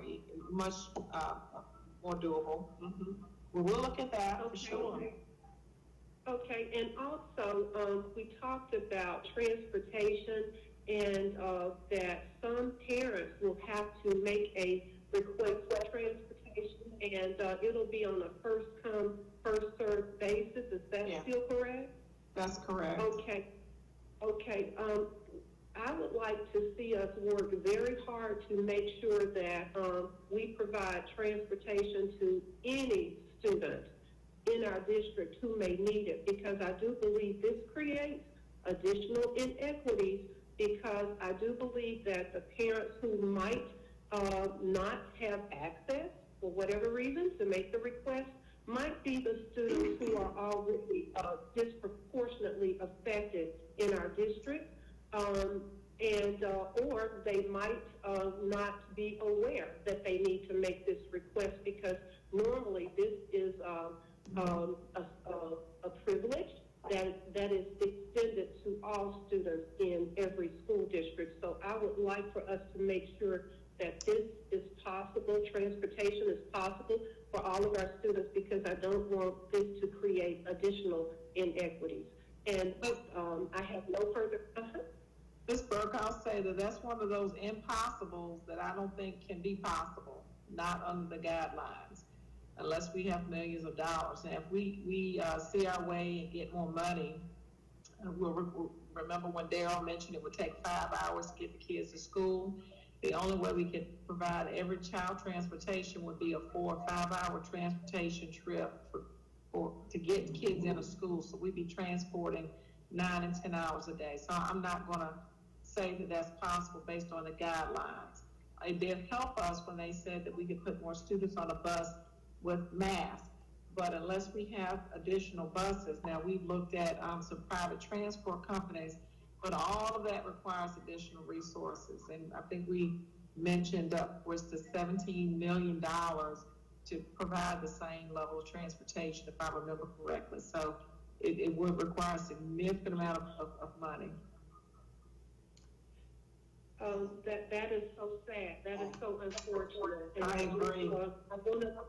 I want us to keep trying. I have a few more questions. And so, what are we going to do if students refuse to wear their mask? Well, I think we're voting on the virtual right now, the Plan C, but there'll be some consequences. We don't want to fight children about masks. So our goal during this 9-week period is to do a lot of training, lots of talking to children. Should not be a battle. That's not something we want to get into with kids, but can't say I have an answer right now. Well, absolutely. We do not want to get into a battle, and I'm just asking some follow-up questions regarding Plan B, because we do plan to go to that plan eventually. And I know that those are some issues that will probably come up, so we do need to think about how we're going to address those issues so that we can keep everyone safe. And then the last thing, we've talked a lot about the mental health cost for dealing with this pandemic, and I also want us to think about how we are going to deal with the mental health issues that may arise when and if, and I pray that this will not be the case, if we have to inform our students that maybe one of their classmates or their teacher has passed away. So let's think about that. Yes, Thank you. Yes, ma'am. Thank you. Thank you, Board Member Burke. And I am seeing your text message as you was trying to text me to raise your hand, and I was not looking at my phone. So again, I apologize for not getting you in before we started to take the road. But Dr. Harrison, could you go ahead and take the road now for the motion to approve Plan C recommendation? Certainly. Chair Woodbury? Yes. Lyda Calvert-Hayes, Yes. Andrea Bramer, Yes. Barbara Burke, Yes. Leah Crowley, Yes. Dana Jones, No. Deanna Kaplan, Yes. Elizabeth Modsinger, Ms. Modsinger, Yes. Marilyn Parker. Yes. Yes. Okay, great, motion passes, thank you. Thank you, Dr. Harrison. The next action item is to consider approval of the PPE purchases. Is there a motion? Motion to approve, Board Member Kathryn. I'll second it, Crowley. If there are no further questions or discussion. Oh, there is a discussion. I just wanted Yes. to ask, this is Elizabeth. Do we have N95 included in the PPE purchases as opposed to surgical masks? So Daryl Walker or Lauren, could you respond to that? I sure can. This is Lauren. Presently, we do have some N95s on hand. And I believe Dr. Harrison spoke earlier that we received a packet for the CARES teams that we're starting with. And as we begin the year, then we'll start to order more of either the N95 or the surgical mask recommended for those care teams. And we'll be getting with Michael Petch on that. Okay, I just want to make sure that we understand the difference between a surgical mask and an N95 and the level of protection they provide. So I want to make sure that anybody who is working in a school isolating people who are symptomatic or considered at risk have an N95 and not just a surgical mask. Thank you. You're welcome. Thank you, Board Member Modsinger. If there are no more questions or discussion, Dr. Harrison, could you please take the roll? Certainly, Chair Woodbury, Yes. Lyda Calvert-Hayes, Yes. Andrea Bramer, Barbara Burke, Yes. Leah Crowley, Yes. Dana Jones, Yes. Deanna Kaplan, Yes. Elizabeth Modsinger, Yes. and Marilyn Parker. Yes. Okay, motion passes. Thank you. Thank you, Dr. Harrison. The last action item is to approve the technology purchase. So moved, Andrea Bramer. Okay. Second, Kaplan. Okay. All right. If there are no further questions or discussion, Dr. Harrison, if you could take the roll, please. Yes. Chair Woodbury, Yes. Lyda Calvert-Hayes, Yes. Andrea Bramer, Yes. Barbara Burke, Yes. Leah Crowley, Yes. Dana Jones, Yes. Deanna Kaplan, Yes. Elizabeth Modsinger, Yes. and Marilyn Parker. Yes. Thank you. Thank you, Dr. Harrison. Our next item is we need to go into a closed session. I have, before we go into closed session, I want to say the community has overwhelmingly texted me and said, please, on behalf of the community, let Dr. Harrison and our staff know that they are very appreciative of the hard work that has been put into presenting a recommendation to this community. And I said I would definitely do it before we go into close. So I guess all I'm doing is I'm co-signing on what all of our board members have said, regardless of our vote, that we appreciate the hard work that our superintendent and staff have put into presenting all of the information today. And with that being said, I will ask for a motion to go into closed session. So moved. Board Member Crowley. Second. Second.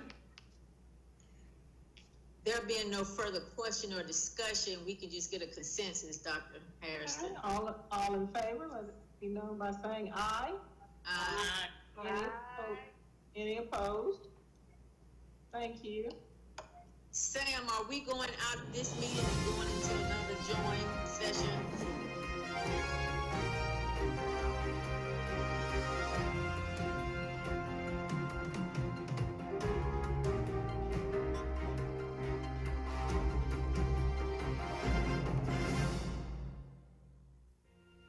Thank you for joining us on your school channel, Cable 2.